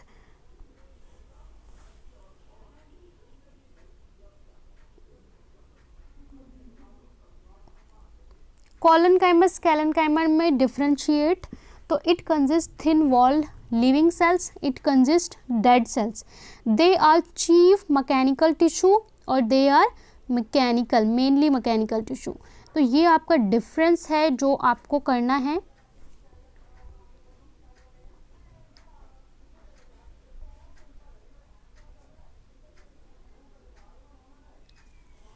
What are protective tissue, protective tissue क्या होता है भाई, protective tissue are usually present in outer most layer, outer most layer में जो प्रेजेंट होते हैं वो हमारे प्रोटेक्टिव टिश्यू होते हैं, जैसे लीव्स में हो गया, स्टेम्स में हो गया, रूट्स में हो गया, और इंजरी और इन्फेक्शन में हेल्प करते हैं। और अगर फंक्शन ऑफ एपिडर्मिस बोलें, the epidermis serve several function, it protects against water loss, regulate gas exchange, secrete metabolic compound and absorb water and mineral nutrients। Stromata कहाँ लोकेट होता है, इसका क्या फंक्शन होता है, तो जो हमारी लीव्स होती है इसके पीछे स्टोर होता है। फंक्शन की अगर हम बात करें तो गैस एक्सचेंज और वाटर ट्रांसपोर्टेशन को रेगुलेट करने में हेल्प करता है। जो कॉर्क होता है पेड़ में, ठीक है, जो ट्री होते हैं पुराने हो जाते हैं तो ये पार्ट काफ़ी हार्ड हो जाता है, क्यों हो जाता है, तो जो इसकी टिश्यू होती है पुराने टिश्यू वो एक लेयर बना लेते हैं जिसे कॉर्क कहते हैं, और मल्टी लेयर आउटर कवरिंग जो बार्क होता है, इसके अंदर एक सब्सटेंस होता है जिसे कि हम सुब्रेन बोलते हैं। Cell become thick and intercellular space left between them, और जो स्पेस है काफ़ी कम होता जाता है, सुब्रेन की वजह से काफ़ी हार्ड हो जाते हैं, और यहाँ पे डेड सेल्स होते हैं। सो आगे कंटिन्यू करेंगे। नेक्स्ट क्वेश्चन है what are complex tissue. Simple tissue हमने पढ़ा पैरेन्काइमा, कॉलनकाइमा, स्केलेनकाइमा। इसी तरीके से हमारे कॉम्प्लेक्स टिश्यू होते हैं those tissue that are made up of structurally different type of cells. साधारण भाषा में बोलूँ जो अलग अलग तरह के सेल से मिलकर बने होते हैं वो होते हैं कॉम्प्लेक्स टिश्यू, और सिंपल टिश्यू जो एक ही तरह के सेल से बने होते हैं। इसका एग्जाम्पल होता है जाइलम एंड फ्लोएम जो प्लांट्स में कॉम्प्लेक्स टिश्यू में आते हैं। इसके बाद नेक्स्ट इंपॉर्टेंट क्वेश्चन है name the component of xylem tissue and also right their function. देखिए बीच में आप ब्रेक ले सकते हैं, मैंने शॉर्ट ब्रेक लिया, इसके बाद आई एम कम बैक, तो आप भी एक ब्रेक ले सकते हैं। Name the component of xylem tissue also right their function. Xylem tissue के अगर मैं पार्ट्स की बात करूं या कंपोनेंट्स की बात करूं तो xylem tracheids, vessels, xylem parenchyma and xylem fibres. Function की बात करें तो tracheids and vessel of xylem tissue transport water and mineral. ठीक है, वैसे बेसिकली जाइलम का काम ही यही होता है वाटर और मिनरल का ट्रांसपोर्टेशन करना। इसमें भी अलग अलग काम को डिवाइड कर रखा है। जाइलम फाइबर जो हैं वो sclerenchyma they provide sturdiness of the plant, और xylem parenchyma stores food helps literal sideway conduction of water and mineral. Alright, तो देखिए ये जो वीडियो है बहुत इंपॉर्टेंट है। अगर आप एग्ज़ाम का टाइम है और आप सारी वर्कशीट नहीं कंप्लीट है या एक एक ढूंढना दिक्कत है एक एक वर्कशीट को, तो आप इस पूरी वीडियो को देख लेंगे, सारे क्वेश्चन आपके हो जाएंगे। विच component of xylem remain alive even on maturity, maturity पे भी कौन अलाइव रहता है? Xylem parenchyma is only living component in the xylem tissue. It is represented by group of parenchyma cell. They are found between vessel and the fibers. Next question देख लेते हैं tissue chapter से हमारे जो important हैं। Simple permanent tissue, यहाँ पे हम बात करने वाले हैं simple and complex permanent tissue, ठीक है। तो देखिए यहाँ पे बोल रहा है व्हाट आर टिश्यू, ये हम कर चुके हैं। स्टोमेटा कहाँ लोकेटेड होता है, ये question. Which component of xylem remain alive, xylem parenchyma, ठीक है। यहाँ पे कुछ कुछ क्वेश्चन रिपीट हो रहे हैं तो उस पर आप ध्यान ना दें। यहाँ पे मैं उन्हीं क्वेश्चंस को करा रही हूँ जो बहुत इंपॉर्टेंट है। Write the name of component of phloem tissue, phloem tissue के अगर कंपोनेंट की बात करें तो sieve tube, companion cell, phloem fibre और फ्लोएम पैरेन्काइमा सेल्स होते हैं। जाइलम और फ्लोएम में डिफरेंस, अब आ गया वीवीआई क्वेश्चन, ठीक है। वीवीआई मतलब वेरी वेरी इंपॉर्टेंट, ये है वीवीआई क्वेश्चन। जाइलम और फ्लोएम, देखिए जब आप एनसीईआरटी पे रीड करते हैं ना, एनसीईआरटी को पढ़ते हैं, तो जैसे ही वहाँ पे वर्कशीट का क्वेश्चन दिखे तो उस पर डब्ल्यूएस लिख लिया करिए, जिससे जब वर्कशीट में आप रिवाइज करें एनसीईआरटी भी तो आपको पता चल जाए कौन से क्वेश्चन वर्कशीट के हैं। Xylem it is located in the centre of vascular bundle, vascular bundle के सेंटर में लोकेट होता है, जबकि phloem it is located on the outer side of the vascular bundle. They are represent in root, stem and leaves. They are represent in stem, leaf which transport root, fruit and seeds. Xylem fiber are smaller और phloem fiber are larger. Function क्या होता है phloem का? देखिए phloem का function होता है food and जो फोटोसिंथेसिस से ग्लूकोज बनता है उसका ट्रांसपोर्टेशन करना, फूड का ट्रांसपोर्ट, और वेयर एज जाइलम का होता है क्या? वाटर और मिनरल का। Why translocation of food is necessary in plant, translocation करना क्यों ज़रूरी होता है भाई? Translocation in plant occur by mean of vascular tissue known as phloem. Translocation अगर नहीं करेंगे तो कैसे अपने फंक्शंस करेगा plant? Translocation is necessary because without it food prepare by leave can not reach each other part. खाना आपने बना दिया, ठीक है, खाना बना के फॉर एग्जांपल खाना बना दिया और खाने को किचन में ही रखे रहें तो क्या सब लोगों तक पहुंच जाएगा? जब तक आप उसे उठा कर नहीं लाएंगे डिनर टेबल पे, डाइनिंग टेबल पे, ठीक है, तो आप कैसे सब लोग उसको फूड को सब तक पहुंचेगा? तो सबको ले जाना पड़ेगा ना वहाँ तक। तो इसी तरीके से अगर ट्रांसलोकेशन नहीं होगा तो खाना तो लीव्स में ही रह जाएगा। Why is phloem tissue is complex permanent tissue? क्यों भाई? क्योंकि ये 4 तरह के सेल से बना होता है। कॉम्प्लेक्स का मतलब भी होता है कि डिफरेंट काइंड ऑफ टिश्यू से बना हो। नेक्स्ट क्वेश्चन हम देख लेते हैं जो आपका इम्पॉर्टेंट है। Function of epithelial tissue, again epithelial tissue is important. Epithelial tissue क्या होता है? हमारी बॉडी का जो आउटर कवरिंग होती है हमारी बॉडी में, ठीक है, तो जो आउटर कवरिंग में ये प्रेजेंट होता है। कवरिंग बॉडी सरफेस और अलग अलग जगह पे ये अलग अलग पाए जाते हैं। इसके टाइप्स की अगर हम बात करें तो स्क्वैमस, क्यूबॉइडल, कॉलमनार और ग्लैंड्यूलर, ठीक है। जैसे हमारे माउथ में जो आउटर लाइनिंग होती है वो भी इपिथेलियल टिश्यू की बनी होती है। इसी तरीके से हमारे लंग्स में, अल्वियोली में, इन सब जगह में एक कवरिंग होती है जिसको एपिथेलियल टिश्यू से जो बनी होती है। What is columnar epithelial located, कहाँ पे लोकेटेड होता है? It found absorption secretion of inner lining of intestine and respiratory tract. कौन सा कहाँ पे होता है ये आपको पता होना चाहिए। ग्लैंडुलर और क्यूबॉइडल में क्या डिफरेंस है? Cell of cuboidal epithelial tissue inner lining of duct and salivary gland और दे प्रोवाइड मैकेनिकल स्ट्रेंथ। अगर हम वहीं दूसरे की बात करें क्यूबॉइडल की, तो ये फोल्ड्स करते हैं inward and multi cellular gland secrete many type of substance in epithelial tissue.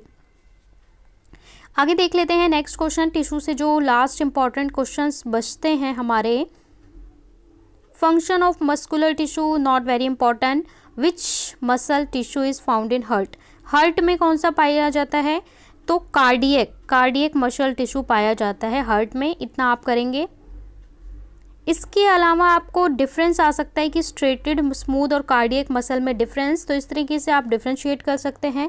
जो स्ट्रेटेड होता है इसके स्केलेटन मसल कहते हैं, इसे स्मूथ मसल कहते हैं, इसे ट्यूबुलर और अनएसिलेटेड ब्रांच फाइबर से ये बना होता है। ये हमारा स्केलेटन में पाया जाता है, इंटरनल ऑर्गन में, और ये हार्ट वॉल्स में पाया जाता है cardiac muscle. What are involuntary muscle tissue? Involuntary muscle tissue क्या होते हैं? Those muscle which cannot control by our own, जो हमारे कंट्रोल में नहीं होते। इनवॉलेंट्री रिएक्शंस भी वही होती है ना जो हमारे कंट्रोल में नहीं होती, जैसे हार्ट बीट, ये सब जो फूड डाइजेशन ये हमारे कंट्रोल में नहीं होता, तो यहीं पे ये पाए जाते हैं इस तरह के टिश्यू। आगे देख लेते हैं।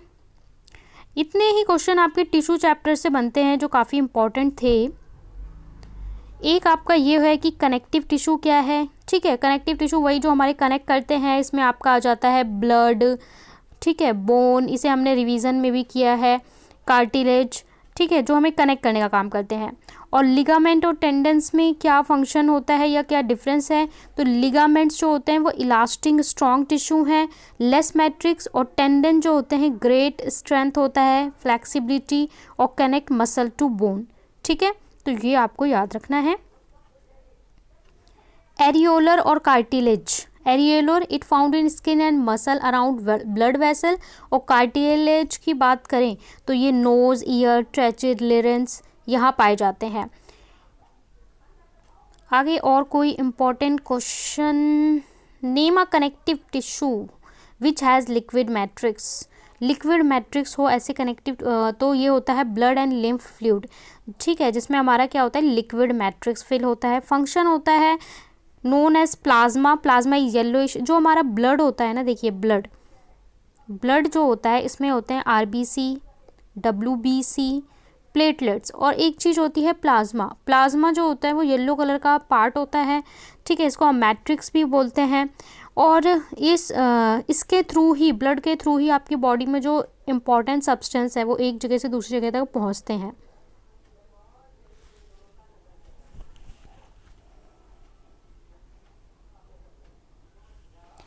Right the main function of nervous tissue. ये क्वेश्चन इंपॉर्टेंट है, this is important. Nervous tissue का क्या काम होता है? तो इसका काम होता है receive stimuli and signal brain and spinal cord. कोई भी जो आपको मैसेज मिलता है इमीडिएट उसे ब्रेन और स्पाइनल कॉर्ड तक पहुंचाना, और जो सिग्नल्स, इलेक्ट्रिक सिग्नल्स मिलते हैं उसको वापस ला के देना, जिससे हमारे मसल्स एक्शन ले सकें। ठीक है, इसका डायग्राम इम्पॉर्टेंट है। ये डायग्राम आपका इम्पॉर्टेंट है नर्वस का। ये आपके नर्व एंडिंग्स होती हैं, एक्सॉन्स होते हैं, डेंड्राइट्स होती हैं, न्यूक्लियस होता है। ये बहुत इंपॉर्टेंट है, बहुत बार एग्जाम में आता है ये क्वेश्चन ड्रॉ करने को।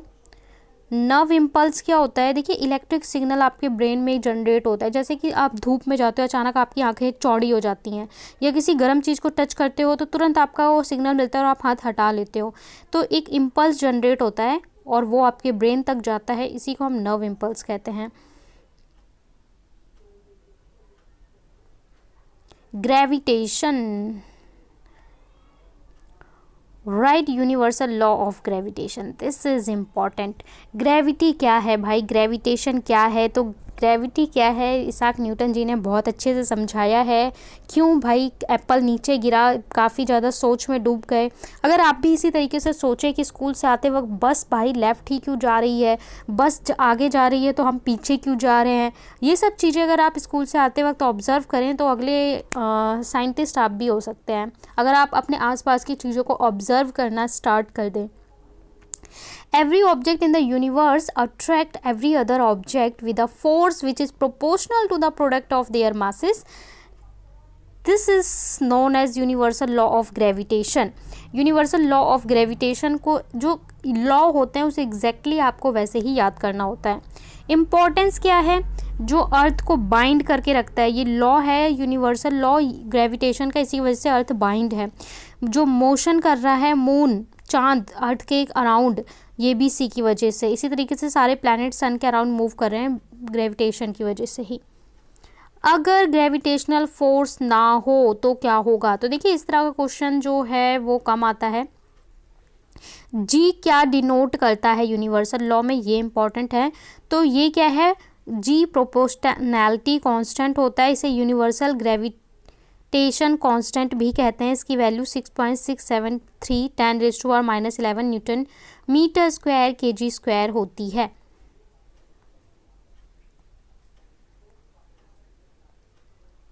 फ्री फॉल क्या होता है? फ्री फॉल क्या होता है?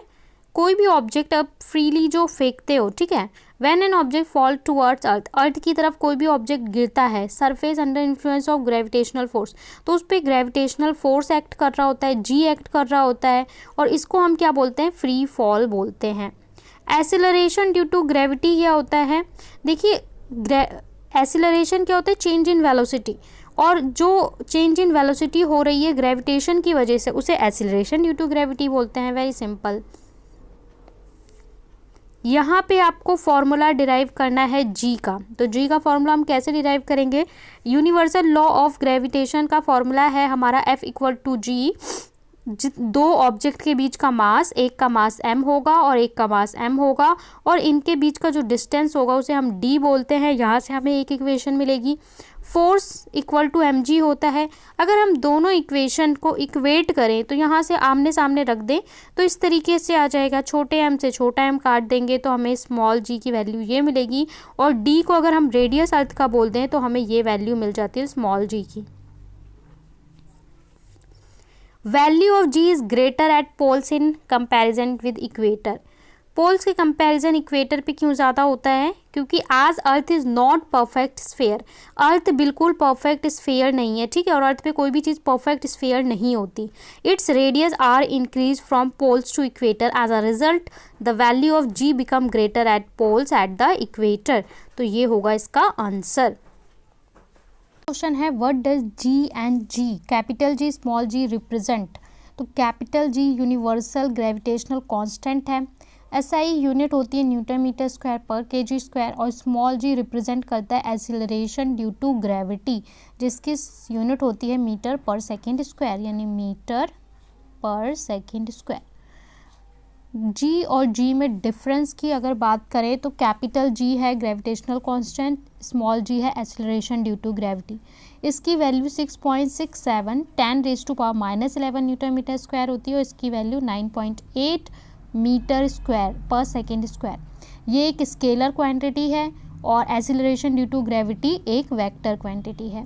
G remains constant in the universe, universe में इसकी वैल्यू कांस्टेंट रहती है, जबकि acceleration due to gravity change होता है। तो ये इसके बीच का डिफरेंस है। इसके बाद अगला क्वेश्चन है जो ये वो आपको करना है, what is the value of acceleration due to gravity? 9.8, ये भी हमने अभी देखा। नेक्स्ट जो आपको इम्पॉर्टेंट क्वेश्चन करना है वो है, we drop a piece of paper and a thick iron nail. एक हमने आयरन नेल, लोहे की कील, और एक पेपर, दोनों को फेंका सेम हाइट से वैक्यूम में। Then which object will remain from the ground first? कौन सा ग्राउंड पे फर्स्ट आएगा वो आपको बताना है। We drop a piece of paper and a thick iron nail from the same height at the same time in vacuum, then the both will be reach ground at the same time. Acceleration due to gravity and reach ground at the same in vacuum.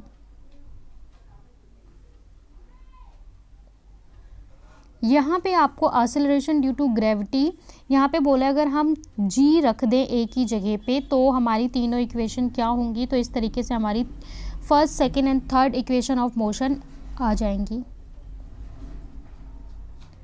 Which metal was used by Ernest Rutherford for his experiment? कौन सा metal use किया था? तो gold was use by Rutherford for his experiment because they could make foil very thin as gold is malleable.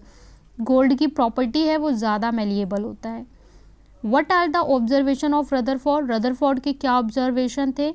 उसके ये observation थे कि बहुत कम पार्टिकल डिफ्लेक्ट हुए हैं, 12,000 में कोई एक पार्टिकल ही रिबंड हुआ था, बाउंस बैक हुआ था। Which sub atomic particle are present in nucleus and circular path? तो न्यूक्लियस के अंदर हमारा प्रेजेंट होता है प्रोटॉन्स और सराउंडेड होता है इलेक्ट्रॉन्स, यानी कि ये एटम है तो यहाँ पे प्रोटॉन होगा और इसके चारों ओर हमारे इलेक्ट्रॉन रिवॉल्व करते हैं।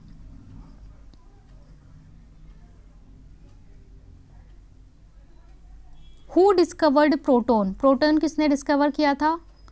Proton was discovered by E Goldstein. The alpha particle positively charged helium ion.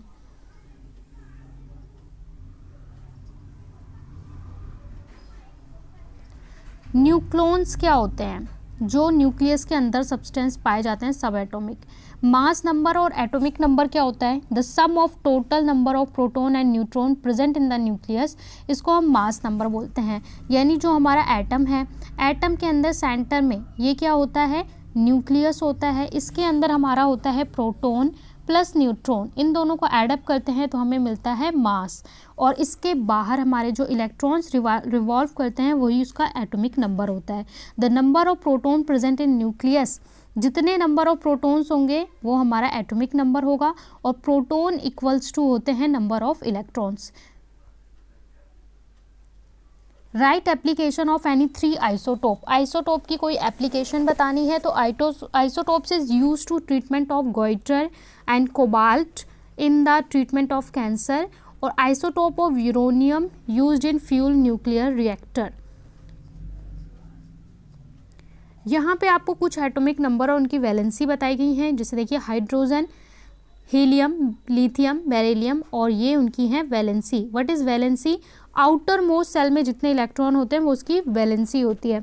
Like hydrogen, इसका एटॉमिक नंबर 1 होता है, आउटर मोस्ट सेल में एक ही इलेक्ट्रॉन होता है, इसकी वैलेंसी होती है। अगर हम बात करें मैग्नीशियम की, इसका नंबर होता है 12, कन्फिग्रेशन होता है 282, यानी आउटर मोस्ट सेल में कितने हैं? 2, तो यही इसकी क्या होगी? वैलेंसी। इसी तरीके से आपको सभी जो एटम्स हैं उनके एटॉमिक नंबर और उनकी वैलेंसी लिख के बताई गई है।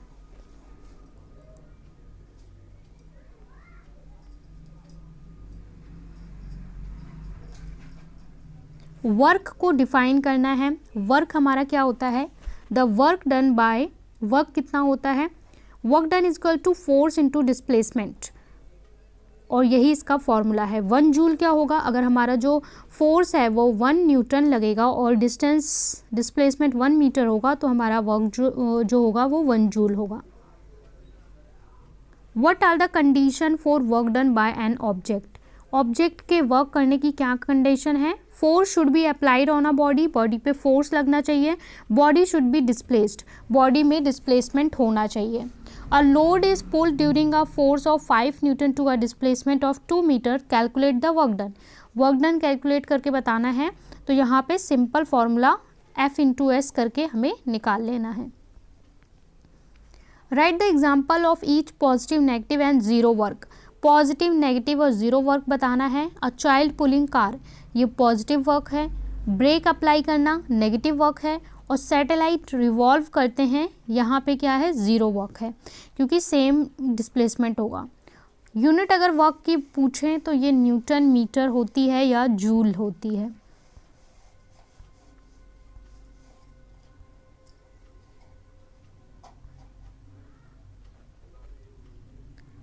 डिफरेंट फॉर्म्स ऑफ एनर्जी की बात करें तो solar, light, heat, chemical, electrical और wind, mechanical energy, and the capacity to ability to do work is called energy। यहाँ आपसे पूछा गया है एक्सप्रेस 14.5 किलो जूल, इसको आपको जूल में रिप्रेजेंट करना है, 1000 से मल्टीप्लाई। सोलर एनर्जी क्या है? जहाँ पे आप सोलर एनर्जी को यूज़ करते हो, कहाँ यूज़ करते हो? Right, 1 application of wind energy. Wind energy की एक एप्लीकेशन बतानी है तो मैकेनिकल मशीनरी को रोटेट करने के लिए यूज़ किया जाता है। काइनेटिक एनर्जी, काइनेटिक एनर्जी क्या है? Kinetic energy is in obtained energy पोजिट by virtue of its motion, जो मोशन के कारण एनर्जी आती है, दैट इज काइनेटिक। फॉर्मूला होता है half mv²। Kinetic energy standing car में क्या होगी? स्टैंडिंग कार में ज़ीरो होगी, क्योंकि इसकी ये क्या होता है? Half mv²। अगर वेलोसिटी ज़ीरो है तो काइनेटिक एनर्जी भी क्या हो जाएगी? ज़ीरो हो जाएगी। On what factor does the kinetic energy of an object depend?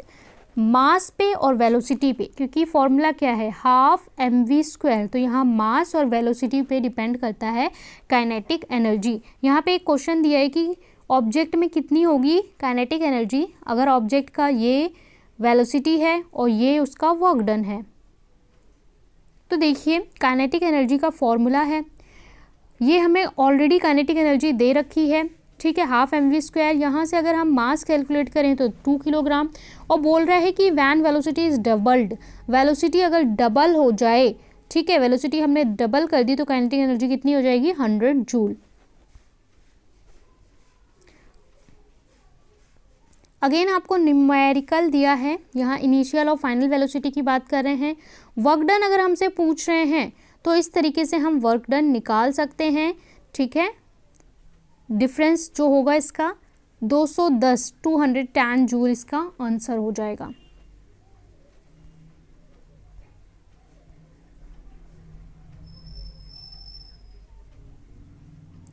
यहाँ पे ये क्वेश्चन काफ़ी इंपॉर्टेंट है, बोलते हैं which of two possess potential energy, किसमें पोटेंशियल एनर्जी ज़्यादा होगी जब आप स्ट्रिंग स्ट्रेच करते हो या छोड़ते हो धनुष को।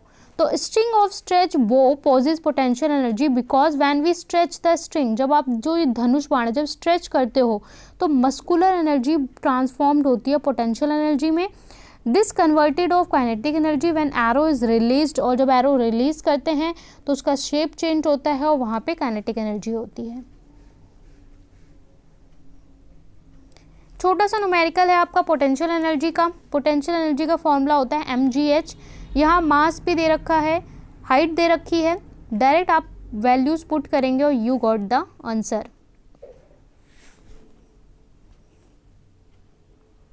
Law of conservation of energy बहुत सिंपल है, बचपन से पढ़ते आ रहे हैं। Energy can neither be created nor destroyed, it can be converted from one form to the another. Next question है why does the oscillating bob eventually come to rest, what happen when eventually its energy eventually in a violation of law of conservation of energy। कह रहे हैं कि यहाँ पे law of conservation of energy का violence हो रहा है, नहीं, it comes rest because resistance. देखिए जो बॉब है वो इस तरीके से रोटेट करता रहता है, और वो क्यों, क्योंकि इस धीरे धीरे इसकी जो मोशन है वो सराउंडिंग में फ्रिक्शनल फोर्स की वजह से कम होती जाती है और एक टाइम पे ये रुक जाता है। तो यहाँ वॉयलेंस नहीं हो रहा है, एनर्जी का कन्वर्जन हो रहा है। यहाँ पे आपसे पोटेंशियल और काइनेटिक एनर्जी अलग अलग कंडीशन में निकालने को बोल रहा है। तो ये एक लॉन्ग क्वेश्चन है जिसको हमने अच्छे से सॉल्व किया था, आप देख सकते हैं। ये आपकी इस तरीके से टेबल बनेगी, और यहाँ पे जब पोटेंशियल एनर्जी मैक्सिमम है तो वहाँ काइनेटिक 0 होती है। टोटल एनर्जी हमेशा सेम रहेगी किसी ऑब्जेक्ट में। जैसे जैसे पोटेंशियल एनर्जी घटेगी काइनेटिक एनर्जी बढ़ेगी। ये इस लॉ को भी दिखाता है, law of conservation of energy को। अगर पावर की बात करें तो पावर की डेफिनेशन क्या होती है, power of an object defined the rate of energy consumption. What इसकी यूनिट है, 1 वॉट क्या होगा, अगर 1 जूल 1 सेकेंड से डिवाइड होगा, सब वैल्यू को 1 कर देंगे तो 1 वॉट होता है, और what is the unit of power. What is health, health की क्या डिफिनेशन है, और राइट इट्स सिग्निफिकेंस, सिग्निफिकेंस क्या है। Health is state being well non function of physically. देखिए अगर आप फिजिकली मेंटली सोशली सही फील करते हैं, वेलबींग है, तो ये है हेल्थ। हेल्थ की क्या सिग्निफिकेंस है, अगर आप हेल्दी होंगे तो आपकी एफिशिएंसी ज़्यादा होगी, आप सही काम को सही समय पे कर पाएंगे, सोशल मेंटल प्रेशर को डिफ़िकल्टी को झेल पाएंगे, और आपकी लाइफ कैसी होगी, जॉयफुल होगी, खुशहाल होगी। How being disease free different from being healthy, disease free होना और हेल्दी होने में क्या डिफरेंस है। Being healthy means that you are well physically socially mentally, therefore simply being disease free does not mean you are healthy. आपको कोई बीमारी नहीं है तो उसका मतलब ये नहीं कि आप हेल्दी हैं, ठीक है, क्योंकि समटाइम आपको कोई बीमारी नहीं है लेकिन आप मेंटली या किसी प्रेशर से गुजर रहे हो सकते हैं जो बीमारी की कंडीशन में नहीं आता, जैसे कि डिप्रेशन वगैरह बीमारी में नहीं आता। गुड हेल्थ के लिए रिक्वायरमेंट्स पूछी हैं, ये ज़्यादा इंपॉर्टेंट नहीं है। यहाँ पे मेंटल सोशल इमोशनल हेल्थ की डेफिनेशन की बात कही हुई है।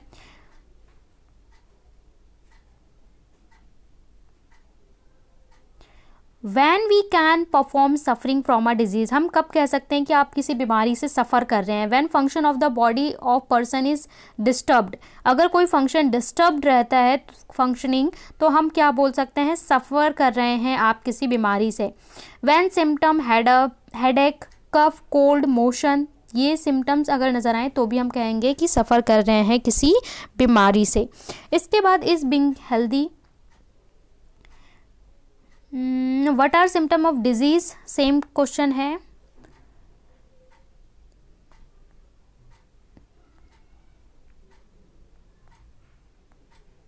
अनदर क्वेश्चंस देख लेते हैं डिजीज़ के। Why do we fall ill, देखिए एक्यूट और क्रॉनिक डिजीज़ क्या होती हैं, रीज़न देने हैं और एग्जांपल देने हैं। Disease which last for a long duration, जो लॉन्ग टाइम तक चलते हैं उन्हें हम एक्यूट डिजीज़ कहते हैं, जैसे ट्यूबरक्लोसिस, डायबिटीज़, थायराइड, कैंसर। और वो डिजीज़ जो शॉर्ट टाइम के लिए होते हैं उन्हें हम क्रॉनिक डिजीज़ कहते हैं, जैसे कि कॉमन कोल्ड, कफ, फीवर, हेडेक और कंजक्टिव एसेट्रा। तो ये एग्जाम्पल और ये डिजीज़ हैं। इसके बाद कम्युनिकेबल डिजीज़ क्या होती हैं और how they are spread, the disease that transmit from person to person are called communicable disease, जो एक पर्सन से दूसरे को पहुंच जाए, ठीक है, थ्रू एयर, थ्रू वाटर, तो वो कम्युनिकेबल डिजीज़ होती हैं। These are caused by some microbes, pathogens, जो एयर, फूड और वाटर के ज़रिए एक पर्सन से दूसरे पर्सन में पहुंच जाते हैं। नॉन कम्युनिकेबल डिजीज़ जो वन पर्सन टू दूसरे पर्सन में ट्रांसमिट नहीं होते, जैसे कि ब्लड प्रेशर, डायबिटीज़, ये सारी क्या है, नॉन कम्युनिकेबल डिजीज़ हैं। पूछ रहे हैं एक्यूट डिजीज़ है क्या कोविड-19, तो यस, क्योंकि अभी इसका जो है केवल शॉर्ट पीरियड ऑफ टाइम है।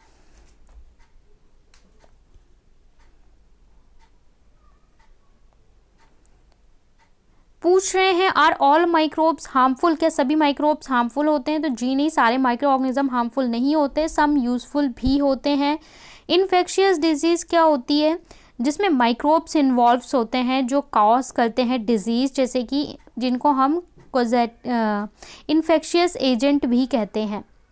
यहाँ पे आपको कुछ डिजीज़ जो बैक्टीरिया से बॉर्न होती हैं वो दिखाई हुई हैं, ये डिजीज़ हैं और ये उनके नाम हैं, बैक्टीरिया और इनसे होने वाली।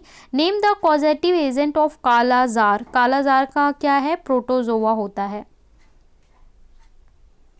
Y do we fall ill, आपका जो चैप्टर 13 है इसके इंपॉर्टेंट क्वेश्चंस की अगर हम बात करें, what are the two ways to treat disease, disease को, बीमारी को ट्रीट करने के दो तरीके क्या हैं, एक तो रिड्यूस करना अफेक्ट ऑफ डिजीज़ और care disease by killing pathogen, pathogen को किल करना। एंटीबायोटिक्स क्या होती हैं, the medicine drug use to kill, antibiotic जो बैक्टीरिया को मारने के लिए डोज यूज़ किया जाता है उसे हम एंटीबायोटिक कहते हैं। वायरस को मारने के लिए डोज यूज़ किया जाता है उसे एंटीवायरल कहते हैं। एग्जाम्पल क्या है, जैसे पेनिसिलिन, ठीक है, ये है antibiotic. Why is the production of viral drug is more difficult than production of antibacterial, जो वायरस के लिए ड्रग बनाई जाती हैं वो ज़्यादा डिफ़िकल्ट क्यों होती हैं, क्योंकि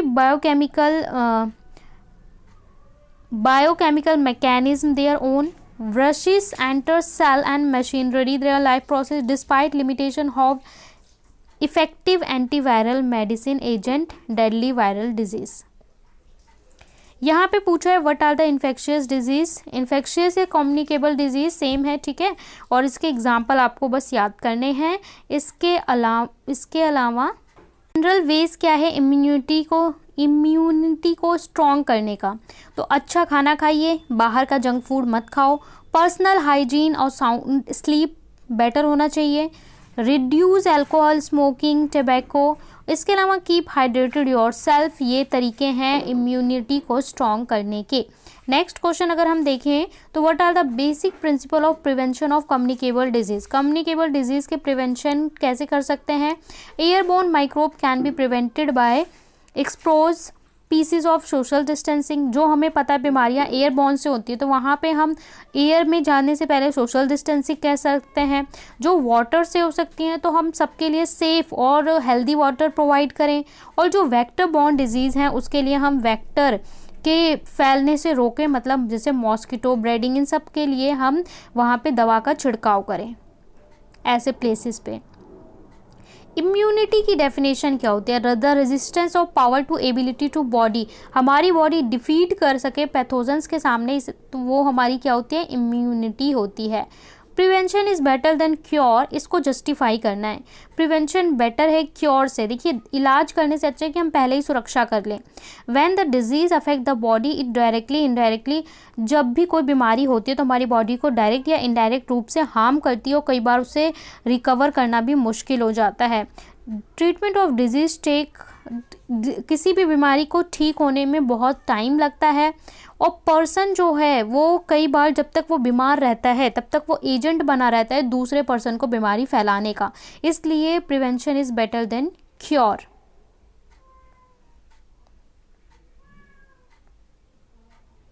व्हाट इज़ इम्यूनाइजेशन? इम्यूनाइजेशन क्या होता है? ये प्रोसेस है आपको प्रोटेक्ट करने के लिए बीमारियों से थ्रू वैक्सीनेशन। आपको तरह तरह के इंजेक्शन दिए जाते हैं, जिसे बचपन में क्या बोलते हैं, टीकाकरण बोलते हैं।